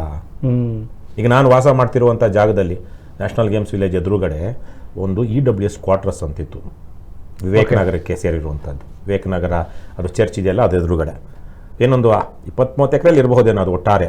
ಅದೊಂದು ರೀತಿಯಲ್ಲಿ ವರ್ಟಿಕಲ್ ಸ್ಲಮ್, ಏನು ಭೂಮಿ ಮೇಲೆ ಇದ್ದಂಥ ಸ್ಲಮ್ ಅಲ್ಲ, ವರ್ಟಿಕಲ್ ಅಂದರೆ EWS ಕ್ವಾರ್ಟರ್ಸ್, ಎಕನಾಮಿಕಲಿ ವೀಕರ್ ಸೆಕ್ಷನ್ಸ್ಗೆ ಅಂತೇಳಿ ಕಳಪೆ ಕಾಮಗಾರಿಯ, ಇವತ್ತಲ್ಲ 30 ವರ್ಷಗಳ ಹಿಂದೆನೇ ಕಳಪೆ ಕಾಮಗಾರಿಯ ಅಪಾರ್ಟ್ಮೆಂಟ್ಸ್ ಕಟ್ಟಲಾಗಿತ್ತು, ಒಂದೊಂದು ಬೆಡ್ರೂಮಿಗೂ. ಅದು 10 ವರ್ಷ ಬಳಕೆ ಬರಲಿಲ್ಲ. 7-8 ಜನ, ಅದೆಷ್ಟು ಜನ ಗೊತ್ತಿಲ್ಲ, ಎಲೆಕ್ಟ್ರಿಕ್ಯೂಟ್ ಆಗಿ, ಅಂದರೆ ಮಳೆ ಬಂದಾಗ ನೀರು ಸೋರಿ ನೀರು ಕಟ್ಟಡಕ್ಕಿದು ಕರೆಂಟ್ಗೆ ವಿದ್ಯುತ್ ತಂತಿಗಳಿಗೆ ಎಕ್ಸ್ಪೋಸ್ ಆಗಿ ಎಲೆಕ್ಟ್ರಿಕ್ಯೂಟ್ ಆಗಿ ಜನ ಸತ್ತ ಮೇಲೆ ಇಡೀ ಕಟ್ಟಡಗಳಲ್ಲಿದ್ದಂಥ ಎಲ್ಲರನ್ನು ತೆರವು ಮಾಡಿಸಿ, ಇನ್ನೆಲ್ಲಾದರೂ ಕೊಡ್ತೀವಿ, ಅದೇ ಅಕ್ಬರ್ ಬಿರ್ಬಲ್ ಕಥೆಯಲ್ಲಿ ಇವರೆಲ್ಲ ಓಡಿ ಅಂದ್ರಲ್ವಾ, ಆ ಥರಕ್ಕೆ ಮಾಡಿಸಿ ಖಾಲಿ ಮಾಡಿಸಿ ಆ ಕಟ್ಟಡಗಳೆಲ್ಲ ಡೆಮಾಲಿಷ್ ಮಾಡಿ ಸುಮಾರು 15 ವರ್ಷಗಳ ಹಿಂದೆ ಅಲ್ಲಿ ಬಡವ್ರಿಗೂ ಒಂದು ಅಪಾರ್ಟ್ಮೆಂಟ್ಗಳು, EWS ಕ್ವಾರ್ಟರ್ಸ್ ಅಷ್ಟೇ ಅಪಾರ್ಟ್ಮೆಂಟ್ಸು, ಮತ್ತು ಮಾರ್ಕೊಳ್ಳೋದಕ್ಕೆ ಶ್ರೀಮಂತರಿಗೆ ಅಪಾರ್ಟ್ಮೆಂಟ್ಸು, ಜೊತೆಗೆ ಒಂದು ಮಾಲು ಅಂತೇಳಿ ಗರುಡ ಮಾಲು ಇವತ್ತಿನ ಚಿಕ್ಕಪೇಟೆಯ ಶಾಸಕ ಉದಯ್ ಗರುಡಾಚಾರ್ಯ ಅವ್ರು ತಗೊಂಡ್ರು. 15 ವರ್ಷ ಆಗಿದೆ, ಇವತ್ತಿಗೂ ಕಂಪ್ಲೀಟ್ ಆಗಿಲ್ಲ. ನಾನು ಅದಕ್ಕೆ ಬರೋದಿಲ್ಲ, ಅದರಿಂದ ಹಿಂದಕ್ಕೆ ಹೋಗಿ ಅದೇ ಹೇಳ್ತಿದ್ದೀನಲ್ವಾ, ಆ EWS ಕ್ವಾರ್ಟರ್ಸು 10 ವರ್ಷ ಬಾಳಿಕೆ ಬರಲಿಲ್ವಲ್ಲ, ಅದನ್ನು ಕಟ್ಟಿದ ಅವನಿಗೆ ಚಪ್ಪಲಿ ತಗೊಂಡು ಹೊಡೆದಿದ್ರೆ ಏನು ಮಾಡೋಕ್ಕಾಗಲ್ಲ, ಕಾನೂನಲ್ಲಿ ನ್ಯಾಯ ಸಿಗ್ತಾ ಇಲ್ಲ. ಜನ ಅಲ್ಲಿ ಸತ್ತಂತಾರ ಕುಟುಂಬಗಳಾದರೂ ಹೋಗಿ ಅವ್ನು ಚಪ್ಪಲಿ ತಗೊಂಡು ಹೊಡೆದಿದ್ರೆ ಕಾಂಟ್ರಾಕ್ಟರ್ಗೆ ಮಾಡಿದವನಿಗೆ ಒಂದು ಬದಲಾವಣೆ ಆಗ್ತಾಯಿತ್ತು. ಪರಿಸ್ಥಿತಿ ಎಲ್ಲಾಗಿದೆ. ಹಾಗಾಗಿ ನನಗೆ ಗ್ಯಾರಂಟಿಗಳ ವಿಚಾರಕ್ಕೆ ಈ ಲೋಫರ್ಗಳು, ಲುಚ್ಚಾಗಳು, ಹಲ್ಕಾಗಳು, ಬದ್ಮಾಶ್ಗಳು ತಿನ್ನೋ ಬದಲಿಗೆ ಜನರಿಗೆ ಸ್ವಲ್ಪ ಜನರಿಗಾದ್ರೂ ಸಿಗಲಿ ಅಂದ್ರೆ ಅವ್ರ ಮನೆಯಿಂದ ದುಡ್ಡು ಕೊಡೋದು, ಜನರು ದುಡ್ಡು, ಅದು ತೊಂದರೆ ಇಲ್ಲ. ಇದು ಇವತ್ತು ತಡ್ಕೊಳಕ್ಕಾಗ್ತಾ ಇಲ್ಲ ಶಾಸಕರುಗಳಿಗೆ. ನಾವು ತಿನ್ನೋ ದುಡ್ಡು ಜನರಿಗೆ ಹೋಗ್ತಾ ಇದೆಯಲ್ಲ. ಸಿದ್ದರಾಮಯ್ಯ ಏನು ಸಮಾಜವಾದಿ, ಪ್ರಜಾಪ್ರಭುತ್ವ, ಅದು ಏನು ಪುಂಗಿ ಊದ್ತಾರೆ ನಮ್ಮ ಚಿಂತಕರು, ಪ್ರಗತಿಪರರು. ಅದೇ ಏನು ರಾಹುಲ್ ಗಾಂಧಿ ಅವರು ಇವತ್ತು ಸಂವಿಧಾನದ ಕೆಂಪು ಪುಸ್ತಕ ಇಟ್ಟುಕೊಂಡು ಸಂವಿಧಾನ ಉಳಿಸಿ ಅಂತಿದ್ದಾರಲ್ವಾ. ಬೆಂಗಳೂರಲ್ಲಿ 5 ವರ್ಷ ಆಯಿತು BBMP ಚುನಾವಣೆ ನಡೆದು, 2 ವರ್ಷ ಆಯಿತು ಇವ್ರ ಸರ್ಕಾರ ಬಂದು, 5 ವರ್ಷ ಆಯಿತು ತಾಲೂಕ್ ಪಂಚಾಯತಿ ಜಿಲ್ಲಾ ಪಂಚಾಯತಿ ನಡೆದು, ಸ್ಥಳೀಯ ಸಂಸ್ಥೆಗಳಿಗೆ ಚುನಾವಣೆ ನಡೆದು ನಮ್ಮ ರಾಜ್ಯದಲ್ಲಿ. ಇವರು ಪಕ್ಷ ಬಂದು 2 ವರ್ಷ ಆಯಿತು. ರಾಹುಲ್ ಗಾಂಧಿ ಅವರ ಅಪ್ಪ ರಾಜೀವ್ ಗಾಂಧಿ ಅವರು ಕರ್ನಾಟಕದ ಇನ್ಸ್ಪಿರೇಷನ್ ತೆಗೆದುಕೊಂಡು, ನಜೀರ್ ಸಾಬ್ರ ಇನ್ಸ್ಪಿರೇಷನ್ ತಗೊಂಡು ದೇಶಾದ್ಯಂತ ತಾಲೂಕ್ ಪಂಚಾಯತಿ ಜಿಲ್ಲಾ ಪಂಚಾಯತಿ ಪಂಚಾಯತ್ ರಾಜ್ ವ್ಯವಸ್ಥೆಯನ್ನು ತಂದರು. ಅಧಿಕಾರ ಎಲ್ಲಿ ಸ್ವಾಮಿ, ಯಾಕೆ ಈಗ ನೀವು ಹೇಳಿದ್ರಲ್ವಾ, ಹಂಚ್ಕೊಳ್ಬೇಕಾಗುತ್ತೆ, ನಮಗೆ ತಿನ್ನೋದಿಕ್ ಸಾಕಾಗಲ್ಲ. ಪಂಚಾಯತಿ ಜಿಲ್ಲಾ ಪಂಚಾಯತಿಗಳು ಬಂದ್ರೆ, ಮತ್ತೆ ಇಲ್ಲಿ ಬೆಂಗಳೂರಲ್ಲಿ ಕಾರ್ಪೊರೇಟ್ಗಳು ಬಂದ್ರೆ, ನಾವು ಅಮೇಧ್ಯ ಗುಡ್ಡೆ ಹಾಕೊಂಡು ತಿಂತಿದ್ದೀವಲ್ಲ, ಆ ಅಮೇಧ್ಯದಲ್ಲಿ ಪಾಲ್ ಕೊಡಬೇಕಾಗುತ್ತೆ ಈ ಕಾರ್ಪೊರೇಟ್ಗಳಿಗೆ, ಜಿಲ್ಲಾ ಪಂಚಾಯತ್ ಸದಸ್ಯಗಳಿಗೆ ಯಾಕೆ ಅಂತ. ಸೊ ಹಾಗಾಗಿ ಇವರೆಲ್ಲ ಈ ಬದ್ಮಾಷ್ಗಳೆಲ್ಲ ಸೇರ್ಕೊಂಡು ತಿನ್ನೋ ಬದಲಿಗೆ ಜನಕ್ಕಾದ್ರೂ ಸಿಗ್ತಾ ಇದೆಯಲ್ವಾ, I am happy about it. Okay, ಇನ್ನು ನೋಡಿ ಸರ್, ಈಗ ಭ್ರಷ್ಟತೆಯನ್ನೇ ಬಯಲು ಮಾಡುವಂಥ ಈ ಲೋಕಾಯುಕ್ತ ಸಂಸ್ಥೆ ಈಗ ಬಯಲಾಗ್ತಾ ಇದೆ. ಏನು ಜನ ಏನು ಮಾಡಬೇಕಾಗಿದೆ ಅನ್ನೋದು ಗೊತ್ತಾಗ್ತಾ ಇಲ್ಲ. ಮತ್ತೀಗ ಏನೋ ದಾಳಿ ಮಾಡಿದಾರಂತೆ ಲೋಕಾಯುಕ್ತ ಸಂಸ್ಥೆ ಇವತ್ತು, ಭ್ರಷ್ಟ ಅಧಿಕಾರಿಗಳ ಮನೆ ಮೇಲೆ ದಾಳಿ. ಇದೊಂಥರ ಹಾಸ್ಯಾಸ್ಪದ ಅನ್ಸ್ಬಿಡುತ್ತೆ ನನಗೆ. ಜನ ಹೊಟ್ಟೆ ಉರಿಲಿ ಸಾಯ್ತಿದ್ದಾರೆ ನನ್ನ ಪ್ರಕಾರ. ಸಾತ್ವಿಕ ಆಕ್ರೋಶ ಅನ್ನೋದೊಂದಿರುತ್ತೆ. ಯಾರೇ ತಪ್ಪು ಮಾಡಲಿ, ಅವ್ನು ನಮ್ಮ ಜಾತಿಯವನಾಗಲಿ, ನಮ್ಮ ಕುಟುಂಬದವನಾಗಲಿ, ಅಥವಾ ಇನ್ನು ಗೊತ್ತಿರೋನು ಯಾರೇ ಆಗಲಿ, ತಪ್ಪಾಗಿದೆ ಅಂದರೆ ತಪ್ಪು ಅಂದ್ಕೊಂಡು ಇದು ತಪ್ಪು ಮರುಕಳಿಸಬಾರ್ದು ಅಂತ ಒಂದು ಭಾವನೆ ಇಟ್ಕೊಂಡು ಮಾತಾಡ್ತೀವಲ್ವಾ, ಅದು ಸಾತ್ವಿಕ ಆಕ್ರೋಶ. ಇನ್ನೊಂದಷ್ಟು ಜನ ಈ ಭ್ರಷ್ಟಾಚಾರದ ಇನ್ನೊಂದು ವಿಚಾರ ಬಂದಾಗ ಸಿಕ್ಕಾಪಟ್ಟೆ ಆಕ್ರೋಶದಲ್ಲಿ ಮಾತಾಡ್ತಿರ್ತಾರೆ, ಅವರ ಪಕ್ಷದವರು ಅಲ್ಲದೆ ಇದ್ದಾಗ, ಅವರ ಜಾತಿಯವರು ಅಲ್ಲದೆ ಇದ್ದಾಗ. ಈ ತರಹದ ಹೊಟ್ಟೆ ಕಿಚ್ಚಿನ ಪರಿಸ್ಥಿತಿ ಇವತ್ತಿರುವಂತಹದ್ದು. ಸೊ ಲೋಕಾಯುಕ್ತದ ಪ್ರಕರಣ ವಿಚಾರಕ್ಕೆ ಬಂದಾಗ, ಲೋಕಾಯುಕ್ತದಲ್ಲಿ ರೈಡ್ ಆದಾಗಲೋ ಅಥವಾ ದಾಳಿ ಆದಾಗಲೋ ಒಂದಷ್ಟು ಜನ ಬೈತಾರಲ್ವ, ಯಾರು ಅಂತ ನೋಡಿ.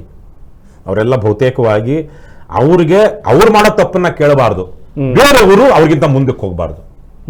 ಈ ತರಹದ ಮನಸ್ಥಿತಿ ಅಂದ್ರೆ ಕೆಟ್ಟ ಕುತ್ಸಿತ ಮನಸ್ಥಿತಿಯ ಸಂದರ್ಭದಲ್ಲಿ ನಾವಿರೋವಾಗ ಲೋಕಾಯುಕ್ತ ಕೆಟ್ಟೋಗಿ 10 ವರ್ಷ ಆಯಿತು. 2015ರಲ್ಲಿ ನಾನು ಅವತ್ತು ಆಮ್ ಆದ್ಮಿ ಪಕ್ಷದಲ್ಲಿದ್ದೆ.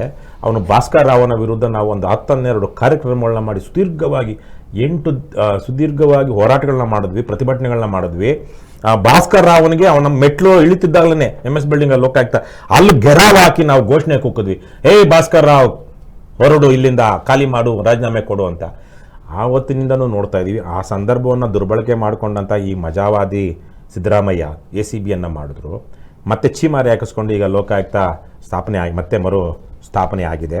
ಇವತ್ತು ಇಲ್ಲೇನು ನಡೀತಾ ಇದೆ, ಇದು ಊಹಿಸಲಾರದಂಥದ್ದು ಏನೂ ಅಲ್ಲ. ಎಲ್ಲರೂ ಕಳ್ಳರ ಇರೋವಾಗ ನಾವು ಕಳ್ತನ ಆಗ್ತಾ ಇದೆ ಅಂತ ಮಾತಾಡುವಂಥ ಅಗತ್ಯ ಏನಿದೆ ಅನ್ನುವಂಥ ಸ್ಥಿತಿ. ಹಾಗಾಗಿ ಇವತ್ತು ನಾವು ಪತ್ರಿಕಾಗೋಷ್ಠಿ ಮಾಡಾಗಲೂ ನಾನು ಇವತ್ತು 3 ವಿಚಾರಗಳನ್ನ ಹೇಳಿದ್ದೀನಿ.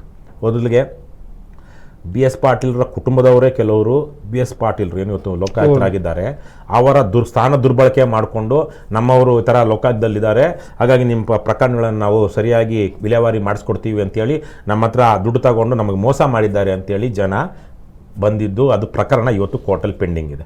ಮತ್ತು ಇವತ್ತಿನ ಲೋಕಾಯುಕ್ತರ ಅವರು ಲೋಕಾಯುಕ್ತರಾಗಿ ಇದೇ ಸಂದರ್ಭದಲ್ಲಿಯೇ ಲೋಕಾಯುಕ್ತದಲ್ಲಿ ಇಷ್ಟೆಲ್ಲ ಭ್ರಷ್ಟಾಚಾರ ನಡೀತಿದೆ ಅಂತ ಬಂದಾಗ ಲೋಕಾಯುಕ್ತ ಸಂಸ್ಥೆಯನ್ನು ಶುದ್ಧೀಕರಣ ಮಾಡುವಂತಹ ಯಾವ ವಿಚಾರವನ್ನು ಜನರ ಮುಂದೆ ಇಟ್ಟಿಲ್ಲ ಮತ್ತು ಅದರ ಬಗ್ಗೆ ಒಂದು ಪ್ರೆಸ್ ಮೀಟ್ ಮಾಡಿಲ್ಲ. ಅದನ್ನು ಶುದ್ಧೀಕರಣ ಮಾಡುವಂಥ ಕಾರ್ಯಕ್ಕೆ ಇವತ್ತಿನ ಲೋಕಾಯುಕ್ತ BS ಪಾಟೀಲ್ ಮುಂದುವರೆದಿಲ್ಲ. ಹಾಗಾಗಿ ಅವರು ಲೋಕಾಯುಕ್ತರಾಗಿ ಮುಂದುವರೋದಕ್ಕೆ ಅನರ್ಹರು ಅಂತ ನಮ್ಮ ಪಕ್ಷ ಇವತ್ತು ಹೇಳಿ ಅವರು ರಾಜೀನಾಮೆ ಕೊಡಬೇಕು ಅಂತ ಕೇಳಿದ್ದೀವಿ ನಾವು.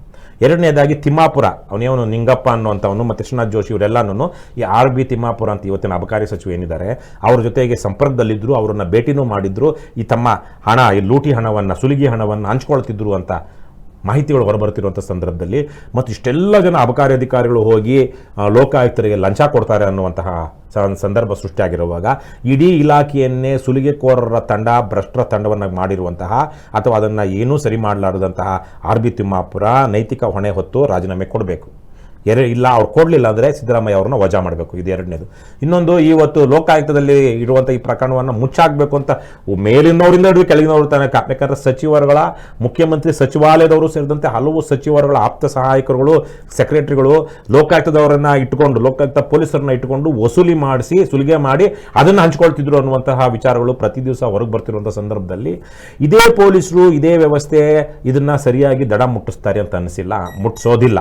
ಹಾಗಾಗಿ ಇವತ್ತು ಲೋಕಾಯುಕ್ತದ ಪ್ರಕರಣ ದೊಡ್ಡ ಗಂಭೀರವಾದ ಪ್ರಕರಣ ಆಗಿದ್ದು ಇದನ್ನು ಹೈಕೋರ್ಟ್ ಮಾನಿಟರ್ಡ್ CBI ಎನ್ಕ್ವೈರಿ ಮಾಡಬೇಕು ಅಂತ ನಾವು ಇವತ್ತು ಆಗ್ರಹ ಮಾಡಿದ್ವಿ.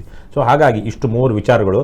ಇನ್ನು ಬಿಟ್ಟರೆ ಇವತ್ತೇನು ನೀವು ಕೇಳಿದಂಗೆ ಇವತ್ತು ಗ್ಯಾರಂಟಿ ಸರ್ಕಾರ, ಆ ಸರ್ಕಾರ, ಈ ಸರ್ಕಾರ ಅವರವರೇನೆ ಕಾಂಗ್ರೆಸ್ನ ಅಯೋಗ್ಯತನವನ್ನು ಕಾಂಗ್ರೆಸ್ನವರೇ ಹೇಳ್ತಾ ಇದ್ದಾರೆ, BJP ಅಯೋಗ್ಯತೆಯನ್ನು BJP ಅವರು ಹೇಳ್ತಾ ಇದ್ದಾರೆ, JDS ಅಂತೂ ಅದು ಎಲ್ಲಿ ಅವಕಾಶ ಸಿಕ್ಕಿದ್ರೆ ಅಲ್ಲಿ ಹೋಗುವಂತಹ ಒಂದು ಅವನು ಅಪ್ಪ ಒಬ್ಬ ಹೆಣ್ಮಗಳನ್ನ ತನ್ನ ಮನೆಗೆ ಕೆಲಸಕ್ಕೆ ತನಗೆ ಸಹಾಯ ಮಾಡಬೇಕು ಅಂತ ಬಂದ ತನ್ನ ಹೆಂಡತಿಯ ಏನು ನೆಂಟರನ್ನು ಗಂಡ ಆದವನು ರೇಪ್ ಮಾಡ್ತಾನೆ.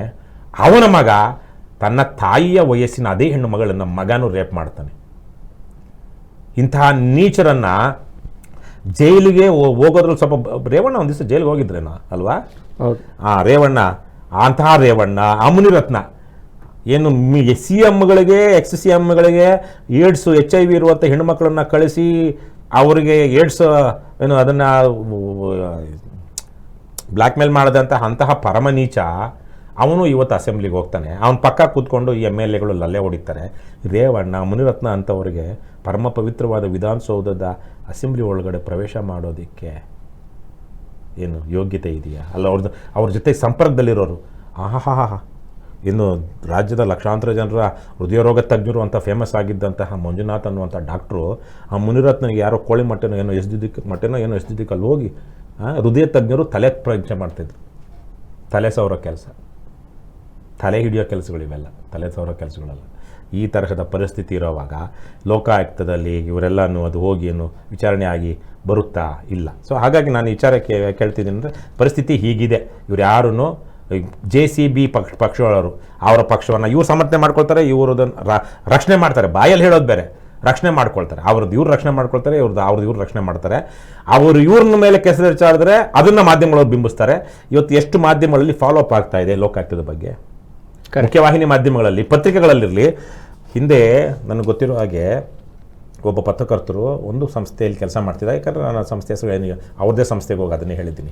ಸುಮಾರು 2 ತಿಂಗಳ ಕಾಲ 2015ರಲ್ಲಿ 2 ತಿಂಗಳುಗಳ ಕಾಲ ನಿರಂತರವಾಗಿ ಫಾಲೋ ಅಪ್ ಸುದ್ದಿ ಮೇಲೆ ಸುದ್ದಿ ಬರ್ತಾನೆ ಇತ್ತು ಲೋಕಾಯುಕ್ತ. ಅಂದರೆ ಆ ಪತ್ರಿಕೆ, ಆ ಸಂಸ್ಥೆ ಆ ವಿಚಾರವನ್ನು ಅಷ್ಟು ಜನರಲ್ಲಿ ಏನು ರಿಲೆವೆಂಟ್ ಆಗಿಟ್ಟಿತ್ತು. ಇವತ್ತು ಶ್ರೀನಾಥ್ ಜೋಶಿನ ಫೋನ್ ಮಾಡ್ತಾನೆ, ಯಾವುದೇ ಕನ್ನಡದ ಅತ್ಯಂತ ದೊಡ್ಡ ಪತ್ರಿಕೆಗೆ ಅಥವಾ ಯಾವುದೇ ಟಿವಿಗೆ, ಗುರು ಹಾಕ್ಬಿಡ ಗುರು, ವ್ಯವಸ್ಥೆ ಮಾಡ್ತೀನಿ. ನೀವು ಮಾಧ್ಯಮದಲ್ಲಿ ಕೆಲಸ ಮಾಡ್ತಾ ಇರೋದ್ರಿಂದ ನಿಮಗೂ ಗೊತ್ತಿದೆ, ಇಂದು ಸಂಜೆ 6 ಗಂಟೆಗೆ ಭ್ರಷ್ಟರ ಮುಖ ಅನಾವರಣ ಅಂತ ಬರುತ್ತೆ. ಬೆಳಗ್ಗೆ 10 ಗಂಟೆಗೆ ಶುರು ಆಗ್ಬಿಡುತ್ತೆ. 6 ಇದು ಒಂದು ಇಂಥ ಒಂದು ಅಂತ ಹಾಕ್ಬಿಡ್ತಾರೆ. 4 ಆಗೋಷ್ಟೊತ್ತಿಗೆ ಸುದ್ದಿ ಮಾಯ ಆಗುತ್ತೆ. 6 ಗಂಟೆಗೆ ಯಾವ ಭ್ರಷ್ಟ ಇವನು, ಹೌದು ಇವನು ಕಳ್ಳ, ಇವನೇನೋ ಕೂತಿ ಬೀಳ್ತಿದ್ನಲ್ಲ, ನೋಡ್ತಾರೆ. 6 ಗಂಟೆಗೆ ಮನೆಯಲ್ಲಿ ಕಕ್ಕಸ್ಸು ಕಕ್ಕಸ್ ರೂಮು ಇದರಲ್ಲಿ ರೂಮಲ್ಲಿ ಇರಬೇಕು ಅಥವಾ ಯಾವ ಪಾರ್ಶ್ವದ ಮೂಲೆಯಲ್ಲಿರಬೇಕು, ಮತ್ತು ಕಕ್ಕಸ್ಗೆ ಯಾವ ಕಡೆಯಿಂದ ಕೂತ್ಕೊಂಡು ಕಕ್ಕಸ್ ಮಾಡಬೇಕು ಅಂತ ಹೇಳುವಂತಹ ಜ್ಯೋತಿಷಿ ಬಂದು ಅವನು ದುಡ್ಡು ಕೊಟ್ಟು ಹಾಕಿಸ್ಕೊಳ್ತಿರುವಂಥ ಕಾರ್ಯಕ್ರಮ ಪೇಯ್ಡ್ ನ್ಯೂಸ್ ಬರ್ತಾ ಇರುತ್ತೆ. 6 ಗಂಟೆಗೆ ಬರುತ್ತೆ ಅಂತ ಹೇಳಿದಂಥ ಭ್ರಷ್ಟನ ಅನಾವರಣ ಎಲ್ಲಿ? ಅಷ್ಟೊತ್ತಿಗೆ ಅವ್ನು ಮೀಡಿಯಾ ಹೆಡ್ಗೆ ಹೋಗಿರುತ್ತೆ ಫೋನ್ ಮಧ್ಯದಲ್ಲಿ, ಗುರು ಏನು ಗುರು ನೀನು ಮೊದಲೇ ಹೇಳೋದಲ್ವ ಗುರು, ಬಾ ಗುರು ಅಂತೇಳಿ 25 ಲಕ್ಷ ರೂಪಾಯಿ, 30 ಲಕ್ಷ ರೂಪಾಯಿ, 40 ಲಕ್ಷ ರೂಪಾಯಿ ಏನು ಕ್ಲಬ್ ಮೆಂಬರ್ಶಿಪ್ ಇರುವಂತಹ ಬೆಂಗಳೂರಿನ ದೊಡ್ಡ ದೊಡ್ಡ ಕ್ಲಬ್ಗಳೇನಿದೆ, ಬೆಂಗಳೂರು ಕ್ಲಬ್ಬು, ಅದು ಇನ್ಯಾವ ಕ್ಲಬ್, ಅದು ಬೋರಿಂಗ್ ಕ್ಲಬ್ಬು, ಈ ಥರದ ಕ್ಲಬ್ಗಳಲ್ಲಿ ಡೀಲ್ ಆಗುತ್ತೆ. ಫೋನ್ಪೇ ಇದೆ, ಇವತ್ತು ಬಿಟ್ ಕಾಯಿನ್ಸ್ ಇದೆ, ಹೇಗೇಗೋ ಆಗುತ್ತೆ. ಇಲ್ಲಿ ಸುದ್ದಿನೇ ಬರಲಿಲ್ಲ ಇವತ್ತು. ಹಾಗಾಗಿ ಫಾಲೋ ಅಪ್ ಮಾಧ್ಯಮಗಳಲ್ಲಿ ಮಾಡ್ತೀವಿ. ಕರೆಕ್ಟ್. ಇಲ್ಲಿ ಮಾಧ್ಯಮಗಳ ನೈತಿಕತೆ ತಲೆ ಹಿಡಿತಿದ್ದಾರೆ ಇವತ್ತು ಎಷ್ಟೋ ಜನ. ಕರ್ನಾಟಕದಲ್ಲಿ ಈ ಸರ್ಕಾರ ಬಂತು ಅಂದರೆ 60-70 ಜನ ಮಾಧ್ಯಮದವರಿಗೆ ನೌಕರಿ ಸಿಕ್ತು. ಹೊಸ ಸರ್ಕಾರ ಬಂತು ಅಂದರೆ ಯಾಕೆ? PROಗಳಾಗಿ, ಮೀಡಿಯಾ ಅಡ್ವೈಸರ್ಗಳಾಗಿ. ಇದು ಹೋಯ್ತಾ? ಇನ್ನೂ ಮುಂದಕ್ಕೆ ಇನ್ನೊಂದು ಪಕ್ಷ ಬಂತಾ, ಆ ಪಕ್ಷದ ಕಡೆಯಿಂದ ಇನ್ನೊಂದು 60-70 ಜನ ಹೊಸಬರಿಗೆ. ಈ ಸಲ ಕಾಂಗ್ರೆಸ್ ಪಕ್ಷದಲ್ಲೇ ಮೀಡಿಯಾ ಅಡ್ವೈಸರ್ ಆಗಿರೋರಿಗೆ BJP ಪಕ್ಷದಲ್ಲೂ ಹೆಂಗೋ ಒಂದು ಅವಕಾಶ ಸಿಕ್ಬಿಡುತ್ತೆ. ಇವತ್ತು ಇರುವಂಥ ಜರ್ನಲಿಸಮ್ ವೃತ್ತಿ ಧರ್ಮ ಇಲ್ಲ. ಸ್ವತಂತ್ರವಾಗಿರುವಂಥವ್ರು ಅವರು. ನಾನು ಹೇಳ್ತಿರೋದು ಮುಖ್ಯವಾಹಿನಿಯಲ್ಲಿ ತುಂಬ ಏನು ಈಗಲೂ ಸಮಾಜದಲ್ಲಿ ಪ್ರಭಾವಶಾಲಿ ಆಗಿರುವಂಥ ಮಾಧ್ಯಮಗಳು ಅವರು ಆ ಭಾಷೆ ನೋಡಬೇಕು ನಾವು. ಯಪ್ಪ ಅದ್ಭುತವಾಗಿರುತ್ತೆ. ಈಚೆ ಪತ್ರಕರ್ತರು ಕೆಲವೊಬ್ರು ಮಾತಾಡೋ ಭಾಷೆ, ಪ್ರಪಂಚದಲ್ಲಿರುವಂಥ ಎಲ್ಲ ವಿಚಾರಗಳ ಬಗ್ಗೆನೂ ಪರಿಣಿತರು. ಮತ್ತು ಅಲ್ಲ ಎಷ್ಟೋ ನೋಡ್ತೀನಿ ನಾನು MLAಗಳನ್ನ, ಮಿನಿಸ್ಟರ್ಗಳನ್ನ ಕೆಲವು ಪತ್ರಕರ್ತರು ಆನ್ ಏರ್ ಮಾತಾಡ್ಸೋದು, ಬೈಯೋದು ನಾನು ನೋಡ್ತೀನಿ, ಆಶ್ಚರ್ಯ ಆಗುತ್ತೆ. ನಾಚಿಕೆ ಮಾನ ಮರ್ಯಾದೆ ಇಲ್ಲ ಇವಕ್ಕೆ. ಒಂದು ಮುಖ್ಯಮಂತ್ರಿ ಆದವನಿಗೆ ಒಂದು ಗಾಂಭೀರ್ಯ ಇರಬೇಕು. ಯಾಕಂದರೆ is representing hour entire state.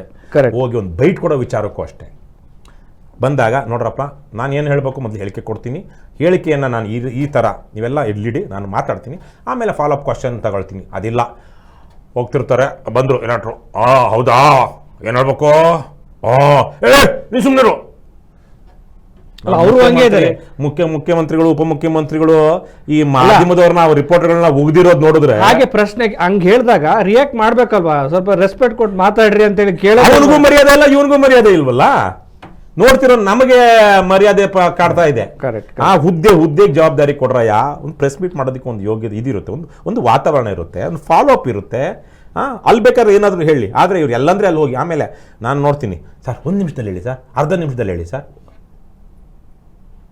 Okay, ಈ ತರಹದ ಇವತ್ತು ಮಾಧ್ಯಮ ನೆನ್ನೆ ತಾನೇ ನಾನೊಂದು ಸೀರೀಸ್ ನೋಡ್ತಾ ಇದ್ದೆ, ಇಂಗ್ಲೀಷಿಂದೊಂದು, ಅಮೇರಿಕದ್ದು. ಅದರಲ್ಲೊಬ್ಬ ಹೇಳ್ತಾನೆ, CIA ಡೆಪ್ಯೂಟಿ ಡೈರೆಕ್ಟರ್ ರೋಲ್ ಮಾಡಿದವನೊಬ್ಬ ಹೇಳ್ತಾನೆ ಅದರಲ್ಲಿ, ಸಿನಿಮಾದಲ್ಲಿ, ಆ ಸೀರೀಸಲ್ಲಿ, when news become 24/7, when news became 24/7, news channels became news channels became 24/7 news producers. It ceased to be news programs. It became an entertainment program. 24/7 ಹೇಳಬೇಕು ಅಂದ್ರೆ ಏನಿರುತ್ತೆ? ಕರೆಕ್ಟ್. ಸುದ್ದಿ ಅಂದ್ರೆ ಗಂಭೀರವಾದ ಸುದ್ದಿಗಳು ಎಲ್ಲಿರುತ್ತೆ? ಎಂಟರ್ಟೈನ್ಮೆಂಟ್. ಇವತ್ತು ಎಷ್ಟೋ ಕಡೆಗಳಲ್ಲಿ ಮಾಧ್ಯಮದಲ್ಲಿ ಅವರು ಕೂತ್ಕೊಂಡಿರ್ತಾರೆ. ನಾನು ಚಾನಲ್ಗೆ 3-4 ವರ್ಷದಿಂದ ಹೋಗೋದು ಬಿಟ್ಬಿಟ್ಟೆ. ಕಡು ಭ್ರಷ್ಟ JCB ಅವ್ರು 3 ಇರ್ತಾರೆ, ಇಲ್ಲಿ ಬಾಯಿ ಬಂದಾಗ ಬೈತಾ ಇರ್ತಾರೆ. ನೆನ್ನೆ ತಾನೇ ಒಂದು ಸ್ಟುಡಿಯೋದಲ್ಲಿದ್ದೆ, ಅವರು ವಿಚಾರಕ್ಕೆ ಬರಲಿಲ್ಲ ಇಬ್ರು. ಅವ್ನು ಹೇಳೋದನ್ನ ನೀನು ಅಪ್ರಜಾಸತ್ತಾತ್ಮಕ, ನೀನು ಎಲ್ಲ ಬಿಟ್ಬಿಡು ಅಂತ ಇವನು ಇಬ್ರು. ಅವನ ಮೇಲೆ ಇವರಿಬ್ಬರ ಜಗಳವನ್ನ ಟಿವಿಲಿ ಬರ್ತಾ ಇದೆ ಹೊರತು ಏನು ವಿಚಾರಕ್ಕೆ ಬಂದಿದ್ದೀವಿ, ನಮ್ಮ ವಿಚಾರ ಏನು ಅನ್ನೋದಕ್ಕೆ ಅವ್ರಿಗೆ ಮಾಹಿತಿನೂ ಇಲ್ಲ, ಸರಕು ಇಲ್ಲ. ಹಾಗಾಗಿ ಆ ಮೊದಲನೇ ಇವರೇ ಅಲ್ಲಿ ಆ್ಯಂಕರ್ ಕೂತ್ಕೊಂಡಿರೋನು ಎಂಜಾಯ್ ಮಾಡ್ತಿರ್ತಾನೆ, ಕಿತ್ತಾಡೋದು ಚೆನ್ನಾಗಿದೆ ಅಂತ. ಈ ಥರ. ಆಮೇಲೆ ಅದಾದಮೇಲೆ ಏನು ಗುರು ಚೆನ್ನಾಗಿದೆಯಾ, ಏನು ಹೆಂಗೆ ನಡೀತಿದೆ ಬಿಸ್ನೆಸ್ಸು, ಇವು ಅವರು ಆಪಸ್ಸಲ್ಲಿ ಪರಸ್ಪರ ಮಾತನಾಡುವಂಥದ್ದು. ಯಾವುದು? ಬ್ರೇಕಲ್ಲಿ. ಏನು ಈ ಮಟ್ಟಿಗೆ ಅನೈತಿಕತೆ, ನೀಚತನ. ಅದಕ್ಕೆ ಇಂಥವರ ಈ ಅಯೋಗ್ಯರ ಜೊತೆಯಲ್ಲಿ ಕುತ್ಕೊಳ್ಳೋ ಸಹವಾಸನೆ ಬೇಡ ಅಂತೇಳಿ ನಾನು 4-5 ವರ್ಷಗಳಿಂದ ಹೋಗೋದೇ ಬಿಟ್ಬಿಟ್ಟೆ. ಓಕೆ ಸರ್, ಇನ್ನು ಇದೊಂದು ಪ್ರಶ್ನೆ ಕೇಳಲೇಬೇಕು. ಒಂದು ಪ್ರಜಾಸತ್ತಾತ್ಮಕ ದೇಗುಲ ಅಂತ ಕರೀಲಾಗುತ್ತೆ ಅಲ್ಲಿ ವಿಧಾನಸೌಧ. ಅಂತಹ ವಿಧಾನಸೌಧದ ಮುಂಭಾಗದಲ್ಲಿಯೇ ಈ IPL ಹರಾಜಲ್ಲಿ ಕೋಟಿಗಟ್ಟಲೆ ಏನು ಹರಾಜಾಗಿರುವಂಥ ಆಟಗಾರರೇನೋ ಗೆದ್ದರು ಅಂತೇಳಿ ಕರೆದು ಸನ್ಮಾನ ಮಾಡ್ತಾರೆ. ಆ ಒಂದು ಕಾರ್ಯಕ್ರಮ ಮತ್ತೊಂದು ಕಡೆ ಅದೊಂದು ಕಾಲ್ತುಳಿತ ಪ್ರಕರಣ ಆಗಿ ಅದು ಒಂದು ದುರಂತ ಆಗುತ್ತೆ. ಇವನ್ನ ನೋಡಿದಾಗ ಇವರಿಗೆಲ್ಲ ರಾಜ್ಯದ ಜ್ವಲಂತ ಸಮಸ್ಯೆಗಳ ಬಗ್ಗೆ ಗೌರವ ಇದೆಯಾ?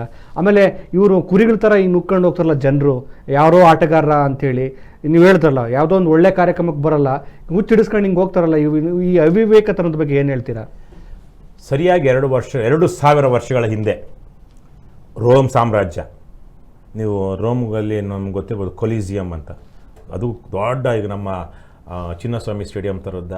ಆದರೆ ಆವತ್ತಿನ ಕಾಲಕ್ಕೆ 2000 ವರ್ಷಗಳ ಹಿಂದೆ ಕಲ್ಲು ಮಣ್ಣಲ್ಲಿ ಕಟ್ಟಿದ್ದಂತಹ ದೊಡ್ಡ ಕ್ರೀಡಾಂಗಣ ಕೊಲಿಸಿಯಂ.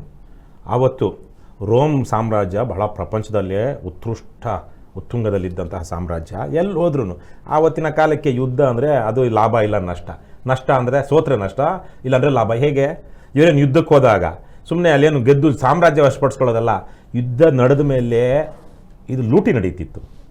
ಹಾಗಾಗಿ ಯಾವ ರಾಜ್ಯದಲ್ಲಿ ವಿರುದ್ಧ ಗೆದ್ರೋ ಆ ರಾಜ್ಯದಲ್ಲಿರುವಂಥ ಚಿನ್ನ, ಬಂಗಾರ, ಬೇರೆ ಬೇರೆ ಏನೇನು ಸಿಗುತ್ತೋ ಎಲ್ಲವನ್ನೂ ತಗೊಂಡು ಬರ್ತಾಯಿದ್ರು. ಆ ತರಹ ಬೇರೆ ಬೇರೆ ರಾಜ್ಯಗಳ ದೇಶಗಳ ಮೇಲೆ ದಂಡೆತ್ತು ಹೋಗೋದು, ಅಲ್ಲಿನ ಸೋಲಿಸಿ ಅವರ ಸಂಪತ್ತನ್ನ ತಗೊಂಡು ಬರೋದು. ಬಹುತೇಕ ರೋಮನ್ನರಿಗೆ ಯಾವತ್ತು ಕೆಲಸ ಇರಲಿಲ್ಲ, ಬೇಕಾಗಿರಲಿಲ್ಲ. ಇವತ್ತಿನ ಏನು ಆಯಿಲ್ ರಿಚ್ ಕಂಟ್ರೀಸ್ ಇದೆಯಲ್ವ ಆ ಥರಕ್ಕೆ.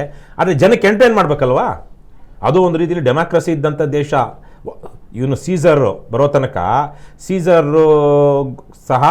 ಸೀಸರ್ ಅಂದರೆ ಕಿಂಗ್ ಅಂತ, ಜೂಲಿಯಸ್ ಸೀಸರು, ಅವನು ಸಹ ಅಲ್ಲಿನ ಸೆನೆಟ್ಟಿಂದ ಆಯ್ಕೆ ಆದಂಥವನು. ಬುದ್ಧನ ಕಾಲದಲ್ಲಿ ನಮ್ಮ ದೇಶದಲ್ಲೂ ಹಾಗೆ ಇತ್ತು, ಜನಪದರು ಅಂತ ಉತ್ತರ ಭಾರತದ ಹಲವು ಕಡೆಗಳಲ್ಲಿ. ಅಂದರೆ ಜನಪದಗಳಲ್ಲಿ ಜನ ಒಬ್ಬೊಬ್ಬನ ರಾಜನಾಗಿ ಮಾಡ್ತಾ ಇದ್ರು. ಆ ರಾಜನಾಗಿ ಮಗನಿಗೆ ಹೋಗ್ತಾ ಇರಲಿಲ್ಲ, ರಾಜ ಸತ್ತ ಮೇಲೆ ಇನ್ನೊಬ್ಬನ ಯಾರನ್ನೋ ರಾಜ ಅಂತ ಮಾಡ್ತಾ ಇದ್ರು. ಆದರೆ ವಂಶ ಪಾರಂಪರ್ಯ ಅದು ತದನಂತರದಲ್ಲಿ ಬೇರೆ ಬೇರೆ ರಾಜ್ಯಗಳ ದೇಶಗಳಲ್ಲಿ ಮೊದಲು ಇತ್ತು, ತದನಂತರನೂ ಇತ್ತು. ಆದರೆ ರೋಮಲ್ಲಿದ್ದಾಗ ಆಗಿರಲಿಲ್ಲ. ಸೊ ಅಂಥ ಸಂದರ್ಭದಲ್ಲಿ ಜನರನ್ನ ಎಂಗೇಜ್ ಮಾಡೋದಕ್ಕೆ ಏನು ಮಾಡ್ತಾಯಿದ್ರು, ಕ್ರಿಶ್ಚಿಯನ್ ಪ್ರಾಸಿಕ್ಯೂಷನ್ ಅಂತ ಮಾಡ್ತಾಯಿದ್ರು. ಯೇಸು ಕ್ರಿಸ್ತ ಆದಮೇಲೆ ಯಾರೆಲ್ಲ ಯೇಸು ಕ್ರಿಸ್ತನ ಹೇಳಿದಂಥ ವಿಚಾರಗಳಿಗೆ ಮಾರು ಹೋಗಿ ಅವನ ಪಂಗಡ ಮತಾಂತರ ಆಗ್ತಾಯಿದ್ರು ಅಥವಾ ಬಿಡ್ತಾಯಿದ್ರು, ಪೇಗನ್ಸು ಅಂದರೆ ಸಣ್ಣ ಪುಟ್ಟ ವಿಗ್ರಹಗಳನ್ನ ಇಟ್ಕೊಂಡು ಮೂರ್ತಿ ಪೂಜಕರಾಗಿದ್ದರು ಆವತ್ತಿನ ರೋಮನ್ಸು. ಹಾಗಾಗಿ ಆ ರೋಮನ್ನರು ಈ ಯೇಸು ಕ್ರಿಸ್ತನ ಪ್ರಭಾವಕ್ಕೊಳಗಾಗಿ ಕ್ರೈಸ್ತ ಮತಕ್ಕೆ ಮತಾಂತರ ಆಗ್ತಿದ್ದಂಥವ್ರನ್ನ ಹೋಗಿ ಬಲಾತ್ಕಾರ ಮಾಡಿ ಹಿಡಿದು ಬಡಿದು ತಂದು ಆ ಕೊಲಿಸಿಯಮ್ಮಲ್ಲಿ ಗ್ಲಾಡಿಯೇಟರ್ ಸಿನಿಮಾ ಬಂದಿದೆಯಲ್ಲ, ನಿಜ ಅವೆಲ್ಲ ನಡೆದಿದ್ದು ಆ ಥರದ್ದು. ಅಂದರೆ ಅದೇ ಕಥೆ ಅಲ್ಲ, ಗ್ಲಾಡಿಯೇಟರ್ಗಳು ಯುದ್ಧ ಮಾಡಿಸ್ತಾ ಇದ್ರು. ಮತ್ತು ಆ ಕ್ರಿಶ್ಚಿಯನ್ಗಳನ್ನು ಏನು ಬೆಂಕಿ ದೊಂದಿ ಥರಕ್ಕೆ ಮಾಡಿ ಸುಡ್ತಾಯಿದ್ರು. People were enjoying it. ರೋಮನ್ನರು ವಾವ್ ಮನುಷ್ಯನ ಸಾಯಿಸ್ತಾ ಇದ್ದಾರೆ, ಇಲ್ಲಿ ಹುಲಿ ಸಿಂಹ ಚಿರತೆಗಳ ಜೊತೆ ಗ್ಲೇಡಿಯೇಟರ್ಸು ಇದ್ದಾರೆ, ರಕ್ತ ಹರಿತಿದೆ. ನಿಜವಾಗ್ಲೂ ಬಿಭತ್ಸವಾದಂತಹ ರೋಮು ತನ್ನದೇ ಆದಂತಹ ಪಾಪದ ಭಾರಕ್ಕೆ ಕುಸಿದಂತಹ ಸಾಮ್ರಾಜ್ಯ. ಓಕೆ, ಆ ತರಹದ ಪಾಪ ಅವತ್ತು ನಡೀತಿದ್ದು. ಇವತ್ತು ಬಹುತೇಕವಾಗಿ ನಾನು ಇವೆಲ್ಲ ನೋಡಿದಾಗ ಅದೇ ಜ್ಞಾಪಕ ಬರುತ್ತೆ. People, the government or the system or the society is trying to enjoy on certain ಏನಂತೀರ ಬೇರೆಯವರ ನೋವಿನಲ್ಲಿ ಏನು ಖುಷಿ ಪಡುವಂತಹ ವ್ಯವಸ್ಥೆ. ಸೊ ಅದರಲ್ಲಿ ಮಧ್ಯದಲ್ಲಿ ಇದು ನೋಡಿ, ಅದೊಂದು ಸಮೂಹ ಸನ್ನಿ, mass hysteria which was created by the media. ಯಾವುದು ವಿಕ್ಟರಿ ಪೆರೇಡು ಅದು ಇದು ಅಂತ ಬಹಳ ಜನ, ನಾನು ಹೇಳಬಾರ್ದು, ಬಹಳ ಜನ ತಲೆ ಹಿಡುಕರಿದ್ದಾರೆ ನಮ್ಮ ರಾಜ್ಯದಲ್ಲಿ, ವಿಶೇಷವಾಗಿ ರಾಜಕಾರಣದಲ್ಲಿ. ರಾಜಕಾರಣಿಗಳು ದೊಡ್ಡ ದೊಡ್ಡ ರಾಜಕಾರಣಿಗಳು ತಲೆ ಹಿಡಿಯೋದು, ಮಾಧ್ಯಮದವ್ರ ತಲೆ ಹಿಡಿಯೋದು, ಶ್ರೀಮಂತರ ತಲೆ ಹಿಡಿಯೋದು. ಹಾಗಾಗಿ ಇವತ್ತು ಇವೆಲ್ಲ ಒಂದು ದುಡ್ಡಿನ ಕಡು ಏನಂತಾರೆ ಒಂದು ವೈಭವೀಕರಣ ನಡೀತಾ ಇದೆ. ಹಾಗಾಗಿ ಆವತ್ತು ಯಾವುದ್ಯಾವುದೋ ಚಪ್ಪಲಕ್ಕೆ ಡಿ ಕೆ ಶಿವಕುಮಾರ್ ಏನೋ ಇಲ್ಲಿ ಮಿಂಚ್ಬಿಡ್ತಾನೆ ಅಂತೇಳಿ ಸಿದ್ದರಾಮಯ್ಯ ಮಿಂಚಿದ್ ಸಾಕು, ನಾನೊಂದು ಇನ್ನೂ ಜಾಸ್ತಿ ಮಿಂಚೋಣ, ನಾನು ಓವರ್ಟೇಕ್ ಮಾಡ್ತೀನಿ. ಏರ್ಪೋರ್ಟ್ಗೆ ಇವರು ದೇಶದ ಪ್ರೇಮಿಗಳು, ಇವ್ರು ಏನು ದೇಶ ಗೆದ್ದು ಬಂದ್ಬಿಟ್ಟಿದ್ದಾರೆ ಅಂತ ಏರ್ಪೋರ್ಟ್ಗೆ ಹೋಗೋದು. ಜನ ಪೀಪಲ್ ಎಷ್ಟೋ ಸಂದರ್ಭಗಳಲ್ಲಿ ಜನ ತಮ್ಮ ನೋವನ್ನು ಮರೆಯೋದಕ್ಕೆ, ಡಿಪ್ರೆಷನ್ನಿಂದ ಹೊರಗೆ ಬರೋದಕ್ಕೆ ಕ್ರೀಡೆಯನ್ನೋ ಸಾಹಿತ್ಯವನ್ನೋ ಕಲೆಯನ್ನೋ ಅದರ ದಾರಿಗಳನ್ನ ಹುಡುಕ್ಕೊಳ್ತಾರೆ. RCB was kind of A redemption for lot of people. ಒಂದು ಯಾವುದೋ ಒಂದು ಸೋಲು ಅವಮಾನ, ನಾವೊಂದು ಯಾವುದೋ ಒಂದ್ರ ಜೊತೆ ನಾವು ನಮ್ಮನ್ನು ಸಮೀಕರಿಸ್ಕೊಂಡ್ಬಿಟ್ಟಿರ್ತೀವಿ, ಕನೆಕ್ಟ್ ಮಾಡ್ಕೊಂಡಿರ್ತೀವಿ, ಅದು ಗೆಲ್ಲಪ್ಪ ಅಂತ ಇರ್ತೀವಿ. ಅದ್ರ ಮೂಲಕ ನಾನು ಒಂದಷ್ಟು ಸಂತೋಷವನ್ನು ಅಥವಾ ಜೀವನೋತ್ಸಾಹವನ್ನು ಪಡ್ಕೊಳ್ಳೋಕೆ ಪ್ರಯತ್ನಿಸ್ತಾ ಇರ್ತೀನಿ.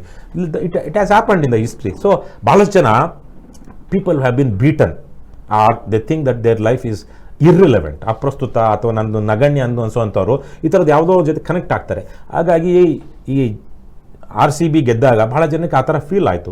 ಆದರೆ ಅದರ ಒಂದು ವಿಕ್ಟರಿ ಪೆರೇಡ್ ಮಾಡಬೇಕು ಅನ್ನೋವಾಗ ಬೆಂಗಳೂರಿನಲ್ಲಿ ಏನು ವ್ಯವಸ್ಥೆ, ನಾವೊಂದು ಧರಣಿ ಮಾಡ್ತೀವಿ ಅಥವಾ ವಿಧಾನಸೌಧದ ಮುಂದೆ ಒಂದು ಪ್ರತಿಭಟನೆ ಮಾಡ್ತೀವಿ, ಈ ಲೋಕಾಯುಕ್ತಕ್ಕೆ ಹೋಗ್ತೀವಿ ಅಂದರೆ ನಮ್ಮ ಮೇಲೆ 144 ಸೆಕ್ಷನ್ ಹಾಕಿ ಅರೆಸ್ಟ್ ಮಾಡಿ ಕಂಪ್ಲೇಂಟ್ ಮಾಡ್ತಾರೆ. ಲಕ್ಷಾಂತರ ಜನ ಹೈಕೋರ್ಟ್ ಆದೇಶ ಇದೆ ಅಂತ ಹೇಳಿ ನಮಗೆ ಪ್ರತಿಭಟನೆ ಮಾಡೋದಕ್ಕೆ ಅವಕಾಶ ಕೊಡದೇ ಇದ್ರು ಲಕ್ಷಾಂತರ ಜನಕ್ಕೆ ವಿಧಾನಸೌಧದ ಮುಂದೆ ಬಿಡ್ತಾರೆ. ಅದ್ರಲ್ಲಿ ಪಾಪ ಒನ್ ಆಫ್ ದ ಕಾಲ್ತುಳಿತಕ್ಕೊಳಗಾದವರು ಬೆಂಗಳೂರಿನ ಪೊಲೀಸ್ ಕಮಿಷನರ್ ಬಿ ದಯಾನಂದ್ ಒಬ್ರು. ಅವ್ರು ಸತ್ತಿಲ್ಲ, ಆದರೆ ಇಟ್ಸ್ ಆಲ್ಮೋಸ್ಟ್ ಸೇಮ್. ಪ್ರಾಮಾಣಿಕ ಅಧಿಕಾರಿ ನನ್ನ ಕಂಡ ಹಾಗೆ ಒಬ್ಬ ಅಟ್ಲೀಸ್ಟ್ ಫೋರ್ತ್ ಕಮ್ಮಿಂಗ್ ಜನರ ಮುಂದೆ ಬಂದು ನಿಯಮಿತವಾಗಿ ಪತ್ರಿಕಾಗೋಷ್ಠಿ ಮಾಡ್ತಿದ್ದಂಥ ಅಪರೂಪದ ಕಮಿಷನರ್ ಅವರು ನನ್ನ ಕಂಡ ಹಾಗೆ. ಯಾಕಂದರೆ ಪೊಲೀಸ್ ಕಮಿಷನರ್ಗಳು, ಪೊಲೀಸರು ಯಾರು ಬಂದು ಆ ಥರಕ್ಕೆ ವಿವರಗಳನ್ನು ಕೊಡ್ತಾ ಇದ್ರು. ಇತ್ತೀಚಿನ ದಿನಗಳಲ್ಲಿ ಒಬ್ಬ ಪ್ರಜಾಪ್ರಭುತ್ವದಲ್ಲಿ ಉತ್ತಮ ಉದಾಹರಣೆ ಆಗಿದ್ದಂತಹ ಕಮಿಷನರ್ ಅವರು is one of the victim. ಕಾಲು ತುಳಿತಕ್ಕೊಳಗಾದವರು. ಅವ್ರು ಸತ್ತ ಅಷ್ಟೇ ಜನ ಅಲ್ಲ, ಅವರ ಇದು ಬೇಡ, ಇದು ಈ ಕಾರ್ಯಕ್ರಮ ಹೀಗೆ ಮಾಡೋದಕ್ಕೆ ನಮಗೆ ಬೇಕಾದಷ್ಟು ಸಂಪನ್ಮೂಲಗಳಿಲ್ಲ, ಅಥವಾ ಕಾನೂನು ನಿಯಂತ್ರಣ ಮಾಡೋದಕ್ಕೆ ಸಾಧ್ಯ ಇಲ್ಲ, ಕಾನೂನು ಮತ್ತು ಸುವ್ಯವಸ್ಥೆ ನಿಯಂತ್ರಣ ಮಾಡೋದಕ್ಕೆ ಕಷ್ಟ ಆಗುತ್ತೆ ಅಂತ ಹೇಳಿದಂಥ ಹೇಳಿ ಸಸ್ಪೆಂಡ್ ಆದವರು ಇದ್ದಾರಲ್ವಾ, they are also one of the people who succumb to this stampeding. Okay sir, ನಾವು ಕಾರ್ಯಕ್ರಮದ ಕೊನೆ ಘಟ್ಟಕ್ಕೆ ಬಂದಿದ್ದೇವೆ. ಸಂಕ್ಷಿಪ್ತವಾಗಿ ಈ ಪ್ರಶ್ನೆಗೆ ಉತ್ತರ ಬಯಸ್ತೇನೆ. ನೀವು ಡೆಲ್ಲಿಗೂ ಕೂಡ ಭೇಟಿ ಕೊಡ್ತೀರಿ, ಅಂದರೆ ಅಲ್ಲಿನ ವಾತಾವರಣ, ರಾಜಕಾರಣ ಹೇಗಿದೆ ಅಂತ ಹೇಳಿ ಅನಲೈಸ್ ಮಾಡ್ಕೊಳ್ಳೋಕ್ಕೆ, ಅರ್ಥ ಮಾಡ್ಕೊಳ್ಳೋಕ್ಕೆ ಈ ಥರದ್ದೊಂದು ಪ್ರವಾಸ ಬೇಕು ಅಂತ ಅನಿಸುತ್ತೆ. ನೋಡಿದಾಗ ಇಡೀ ದೇಶದ ಪರಿಸ್ಥಿತಿ, ರಾಜ್ಯದ ಪರಿಸ್ಥಿತಿ, ಆಮೇಲೆ ವಿದೇಶಗಳು, ಯುದ್ಧಗಳು, ರಾಜಕಾರಣ ಇವೆಲ್ಲ ನೋಡಿದಾಗ ಏನು ನೀವು ಹೊಸದನ್ನು ಏನು ಕಂಡುಕೊಳ್ತೀರಿ ಅಥವಾ ಏನು ಮಾಡಬೇಕಾಗಿದೆ ಅನಿಸುತ್ತೆ ಈ ವ್ಯವಸ್ಥೆಗಳು ನೋಡಿದಾಗ, ಹೊಸ ಜಾಗಗಳು ನೋಡಿದಾಗ, ಅಲ್ಲಿನ ಚರ್ಚೆಗಳು ನೋಡಿದಾಗ? ಇವತ್ತು ಒಟ್ಟಾರೆಯಾಗಿ ಪ್ರಪಂಚಾದ್ಯಂತ ನಾವು ನೈಸರ್ಗಿಕ ಸಂಪನ್ಮೂಲಗಳನ್ನು ಸಿಕ್ಕಾಪಟ್ಟೆ ದುರ್ಬಳಕೆ ಮಾಡ್ಕೊಳ್ತಿದ್ದೀವಿ. ಈಗ ಅಮೇರಿಕಾ ಅಂಥ ದೇಶಗಳು ಆಲ್ರೆಡಿ ಅದೇನು ಮಾಡಿಕೊಂಡು ಒಂದು ಹಂತಕ್ಕೆ ಬಂದ್ಬಿಟ್ಟಿವೆ. ಈಗ ಚೀನಾ ನುಗ್ಗುತ್ತಾ ಇದೆ, ನಮ್ಮ ದೇಶನೂ ಅಷ್ಟೇ. ಇಲ್ಲಿಂದ ಹಿಡಿದು ಕೋಟ್ಯಾಂತರ ಜನರ ಶ್ರಮ, ಅವರ ಬೆವರನ್ನು ಇವತ್ತು ದೊಡ್ಡ ದೊಡ್ಡ ರಸ್ತೆಗಳು, ದೊಡ್ಡ ದೊಡ್ಡ ಸರ್ಕಾರಿ ಕಟ್ಟಡಗಳು, ದೊಡ್ಡ ದೊಡ್ಡ ಏನು ಇವತ್ತು ನಾನು ಹೇಳ್ತಾ ಇದ್ದೆ ಲೋಕಾಯುಕ್ತ ವಿಚಾರಕ್ಕೂ ಅಷ್ಟೇ. ಬೆಂಗಳೂರಿನ ಲೋಕಾಯುಕ್ತ ಕಚೇರಿಗೆ ನಾವು ದೂರು ಕೊಡಬೇಕು ಅಂತ ಹೋದರೆ it is like entering A fort. ಒಂದು ಪ್ರಜಾಪ್ರಭುತ್ವದಲ್ಲಿ ನಾವು ಲೋಕಾಯುಕ್ತ ದೂರು ಕೊಡಬೇಕು ಅನ್ನೋವಾಗ ಅಲ್ಲಿ ಹೌದಾ ಬಂದ್ರಾ, ಯಾರು ವಿಚಾರ ಕೊಡೋಕೆ ಬಂದಿದ್ದೀರಾ, ಹಾಂ ಕೊಡಿ ನಾವು ತನಿಖೆ ಮಾಡ್ತೀವಿ ಅಂತ ಹೇಳೋವಂಥದ್ದು ಇರಬೇಕು. ಅಲ್ಲಿ ಒಳಗಡೆ ಹೋಗ್ಬೇಕಾದ್ರು 10-20 ಜನ ಪೊಲೀಸರನ್ನ ದಾಟಿ ಹೋಗಬೇಕು ಅಂದರೆ ಎಷ್ಟು ಜನ ಹೋಗ್ತಾರೆ? ಈ ಥರ ಒಂದು ಪೊಲೀಸು ಸೈನ್ಯದ ರಾಜ್ಯವನ್ನು ದೇಶದಲ್ಲಿ ಕಟ್ಬಿಟ್ಟಿದ್ದೀವಿ ನಾವು. ಡೆಲ್ಲಿಲಿ ನೋಡಿದಾಗಲೂ ಅಷ್ಟೇ ನನಗನ್ಸಿದ್ದು ದೀಸ್ ಆರ್ ಆಲ್ ಲೈಕ್ ಒಂಥರ ಯಾವುದೋ ಎಂಪೈರ್ ಥರ ಕಾಣಿಸ್ತಾ ಇದೆಯೋ ಹೊರತು ಜನರ ಪ್ರಭುತ್ವದ ಥರಕ್ಕೆ ಕಾಣಿಸ್ತಾ ಇಲ್ಲ. ಮತ್ತು ಗ್ಲೋಬಲ್ ವಾರ್ಮಿಂಗ್, ನಿಲ್ಲಿಸಲಾಗದ ಪ್ರಳಯ ಅದು. ಹಾಗಾಗಿ ಭಾರತ ಒಂದು ಸರಳ ಸಹಜ ಜೀವನವನ್ನು ಅಳವಡಿಸಿಕೊಂಡು ಇಡೀ ಪ್ರಪಂಚಕ್ಕೆ ಮಾದರಿಯಾಗಬೇಕು. ಮುಂದಿನ ದಿನಗಳಲ್ಲಿ ಉತ್ಪಾತಗಳು ಆಗುತ್ತೆ, ಅದು ವಿಶೇಷವಾಗಿ ಬರ ಮತ್ತು ಪ್ರವಾಹ. ರೆಗ್ಯುಲರ್ ಆಗಿ 4-5 ವರ್ಷಗಳ ಕಾಲ ಒಂದು ಒಳ್ಳೆಯ ಪ್ಯಾಟ್ರನ್ ಇರುವಂಥ ವೆದರ್ ನಮ್ಗೆ ಸಿಗಲ್ಲ. ಆದರೆ ಇವತ್ತು ಸಿಕ್ಕಾಪಟ್ಟೆ ಟೆಕ್ನಾಲಜಿ ಇಂಪ್ರೂವ್ ಆಗಿರೋದು ಮತ್ತು ಈ ಬೀಜ ಉತ್ಪಾದನೆ ಸೇರಿದಂತೆ ಈ ಬೆಳೆಗಳಲ್ಲೂ ಸಾಕಷ್ಟು ಸಂಶೋಧನೆಗಳಾಗಿರೋದು, ಸಣ್ಣ ಪುಟ್ಟ ಮಳೆಗೇ ಒಂದಷ್ಟು ಬೆಳೆಗಳಾಗೋಂಗೆ ಮಾಡಿದ್ದಾರೆ. ಆದರೆ ಪ್ರವಾಹಗಳು ಬಂದಾಗ, ಕೊಯ್ಲಿನ ಸಮಯದಲ್ಲಿ ಪ್ರವಾಹ ಬಂದರೆ, ಬರಬೇಕಾದ ಸಮಯದಲ್ಲಿ ಬರಲಿಲ್ಲ ಅಂದರೆ ನಿಮಗೆ ಆಹಾರ ಉತ್ಪಾದನೆ ಕಡಿಮೆ ಆಗುತ್ತೆ. ಹಾಗಾಗಿ ಇಂತಹ ಒಂದು ಅರಾಜಕತೆ ಹೋಗ್ತಿರುವಂಥ ಸಂದರ್ಭದಲ್ಲಿ ನನಗೆ ಇಡೀ ಪ್ರಪಂಚವನ್ನು ನೋಡಿದ್ರೆ ಕನಿಕರ ಇದೆ. ಮುಂದಿನ ತಲೆಮಾರುಗಳು ಅಂದರೆ ಇವತ್ತು 15-20 ವರ್ಷ ಇರುವಂಥ ವಯಸ್ಸಿನಲ್ಲಿರುವಂಥವರು they are going to go through hell. ಮಾಡಿದವ್ರು ಯಾರು? ನಾವು ಅಥವಾ ನಮಗಿಂತ ಹಿಂದಿನ ತಲೆಮಾರಿನವರು. ಹಾಗಾಗಿ ನನಗೇನೋ ಇದು ಪತಂಗ ಬೇಡ, ನಿನಗೆ ಬೆಂಕಿಯ ಸಂಘ ಅನ್ನೋ ಥರಕ್ಕೆ ಬೆಂಕಿಗೆ ಹಾರುತ್ತಿರುವ ಪತಂಗಗಳಂತೆ ನನಗೆ ಇವತ್ತಿನ ಸಮಾಜ ಕಾಣಿಸ್ತಿದೆ. ಯಾಕಂದರೆ ಇದನ್ನು ಬಹಳ ಜನಕ್ಕೆ ಇವತ್ತಿನ ನಾವು ಇಷ್ಟೊತ್ತು ಮಾತಾಡಿದಾಗ್ಲೂ ನಿಜವಾದ ಯುದ್ಧ ಎಲ್ಲಿದೆ ನಮ್ಮದು, ನಾವು ಅದನ್ನು ಎದುರುಗೊಳ್ಳಬೇಕು ಅಂದರೆ ಯಾವ ಥರದ ಸಮಾಜ ಕಟ್ಟಬೇಕು ಅನ್ನುವಂಥ ಚಿಂತನೆ ಇಲ್ಲ. ಕರೆಕ್ಟ್. ಬಿ ಜೆ ಪಿಯವ್ನು ಹಂಗೆ ಮಾಡ್ದ, ಕಾಂಗ್ರೆಸ್ ಹಿಂಗೆ ಮಾಡ್ದ, ಆ ಜಾತಿಯವನು ಹಂಗೆ ಮಾಡ್ದ, ಈ ಜಾತಿಯವನು ಹಿಂಗೆ ಮಾಡ್ದ, ಅವ್ನು ದುಡ್ಡು ಮಾಡ್ದ, ಇವ್ನು ದುಡ್ಡು ಮಾಡ್ದ, ನನಗಿಲ್ಲ, ಅವನಿಗಿದೆ ಅಥವಾ ನಾನು ಅವನಿಗಿಂತ ಜಾಸ್ತಿ ಮಾಡಬೇಕು, ಅವನಿಗೆ ನ್ಯಾಯ ಇಲ್ಲ, ಧರ್ಮ ಇಲ್ಲ ಅಂತೇಳಿ. ನ್ಯಾಯ ಇಲ್ಲ, ಧರ್ಮ ಇಲ್ಲ ಅಂತ ಯಾವನಂತಿದ್ದಾನೆ? ಸ್ವತಃ ಕಡು ಅಧರ್ಮಿ, ಕಡು ಅತ್ಯಾಚಾರಿನೇ ಅಂತಿದ್ದಾನೆ. ಅವ್ರಿಗೆ ಇವತ್ತು ವಾಯ್ಸ್ ಇರುವಂಥದ್ದು. ಪ್ರಾಮಾಣಿಕ ಒಂದು ವರ್ಷ ಕಟ್ಟಬೇಕು ಅನ್ನುವಂಥ ವಾಯ್ಸ್ಗಳನ್ನ ದಮನ ಆಗ್ಬಿಟ್ಟಿದೆ, ಜನನೇ ಕೇಳ್ತಾ ಇಲ್ಲ. ಈಗ ಒಬ್ಬ ಅತ್ಯಾಚಾರಿ ತಂದು ಇನ್ನೊಬ್ಬ ಅತ್ಯಾಚಾರ ಇಲ್ಲದೆ ಒಳ್ಳೆ ನ್ಯಾಯ ಇರಬೇಕಪ್ಪ ಸಮಾಜ ಅನ್ನುವಂಥ ಇಬ್ಬರನ್ನ ತಂದು ನಿಲ್ಲಿಸಿದಾಗ ಅತ್ಯಾಚಾರಿ ಆದವನು ಅತ್ಯಾಚಾರ ನಿಲ್ಲಬೇಕು ಅಂದರೆ ಜನ ಅವ್ನಿಗೆ ಚಪ್ಪಾಳೆ ಹೊಡಿತಾ ಇದ್ದಾರೆ. ಇವ್ನು ಅತ್ಯಾಚಾರಿ, ಇವ್ನು ಜೈಲಿಗೆ ಹಾಕ್ಬೇಕ್ರ, ಯಾವ ಹುಷಾರಪ್ಪ ನೀವೆಲ್ಲ ಅಭಿವೃದ್ಧಿ ಅಂದರೆ ಜನ ಹೇಳಿದಂಥವ್ರ ಮೇಲೆ ತಿರುಗಿ ಬೀಳ್ತಾ ಇದ್ದಾರೆ. ಇಂತಹ ಪರಿಸ್ಥಿತಿಯಲ್ಲಿ ನನಗೇನೋ ಇದು ಹುಚ್ಚಾಟಗಳು, ಇದು ಏನು ಇಡೀ ಪ್ರಪಂಚನೇ ಇವತ್ತು ಇರಾನು, ಇಸ್ರೇಲು ಮತ್ತು ರಷ್ಯಾ ಯುಕ್ರೇನ್ ಮೇಲೆ ಮಾಡಿರುವಂಥದ್ದು, ಮುಂದಿನ ದಿನಗಳಲ್ಲಿ ಇನ್ನು ಉತ್ತರ ಕೊರಿಯಾ, ತೈವಾನು, ಹೀಗೇನೇನೋ ಇದೆ. ಅಲ್ಲಿ ವೈಟ್ ಹೌಸಲ್ಲಿ ಒಬ್ಬ ತಲೆ ಕೆಟ್ಟವನೊಬ್ಬ ಕೂತಿದ್ದಾನೆ. ಪ್ರಪಂಚನೇ ವಿಚಿತ್ರವಾಗಿದೆ. ನಮ್ಮ ದೇಶದಲ್ಲಿ 11 ವರ್ಷಗಳಿಂದ ಒಂದು ಪತ್ರಿಕಾಗೋಷ್ಠಿ ಮಾಡಿ ಜನರಿಗೆ ಒಂದು ಪ್ರಜಾಪ್ರಭುತ್ವದ ಉತ್ತರದಾಯಿತ್ವ ತೋರಿಸಬೇಕು ಅನ್ನುವಂಥ ಪ್ರಧಾನಮಂತ್ರಿ ಇಲ್ಲ. ನಮ್ಮ ರಾಜ್ಯದಲ್ಲಿ ಇರುವಂಥವರು ಅವರ ದರ್ಪ, ದೌರ್ಜನ್ಯಗಳು ಅಥವಾ ಇವೆಲ್ಲ ಒಟ್ಟಾರೆಯಾಗಿ ಪ್ರಪಂಚ ಎಲ್ಲೂ ಅಟ್ಲೀಸ್ಟು ಒಂದು ಯುರೋಪ್ ಒಂದು ಮಾದರಿಯಾಗಿತ್ತು. ಇವಾಗ ಯುರೋಪ್ ಒಂದು ಅಮೇರಿಕಾ ನಮಗೇನಾದರೂ ಸಪೋರ್ಟಿಗೆ ಇರುತ್ತೆ, ನೇಟೋ ಇದೆ ನಮಗೆ ಅನ್ನುವಂಥ ಒಂದು ನಂಬಿಕೆಯಲ್ಲಿ ಯುರೋಪ್ ಇತ್ತು. ಇವತ್ತು ಆ ನಂಬಿಕೆ ಬಿಕಾಸ್ ಆಫ್ ಡೊನಾಲ್ಡ್ ಟ್ರಂಪ್ ಎರೋಡ್ ಆಗಿರುವಂಥ ಸಂದರ್ಭದಲ್ಲಿ ಯುರೋಪ್ ಅವರು ಇನ್ಮೇಲೆ ಹೆಚ್ಚೆಚ್ಚು ಮಾರಕಾಸ್ತ್ರಗಳ ಉತ್ಪಾದನೆಗೆ ಹೋಗ್ತಾರೆ. ಎಲ್ಲಿ ಹೋಗುತ್ತೆ ಇವೆಲ್ಲ? ಸೊ ಸಾಕಷ್ಟು ಗೊಂದಲದಲ್ಲಿ. ಬಟ್ ಇವೆಲ್ಲವುಗಳ ನಡುವೆ ಒಂದಷ್ಟು ಆಶಾವಾದವನ್ನು ಇಟ್ಕೊಳ್ಳಬೇಕಾದ ಅನಿವಾರ್ಯ. ನನಗಿದೆ ಆಶಾವಾದ. ಏನು ಗೊತ್ತಾ, ಇದು ನಿಲ್ಲೋದಿಲ್ಲ.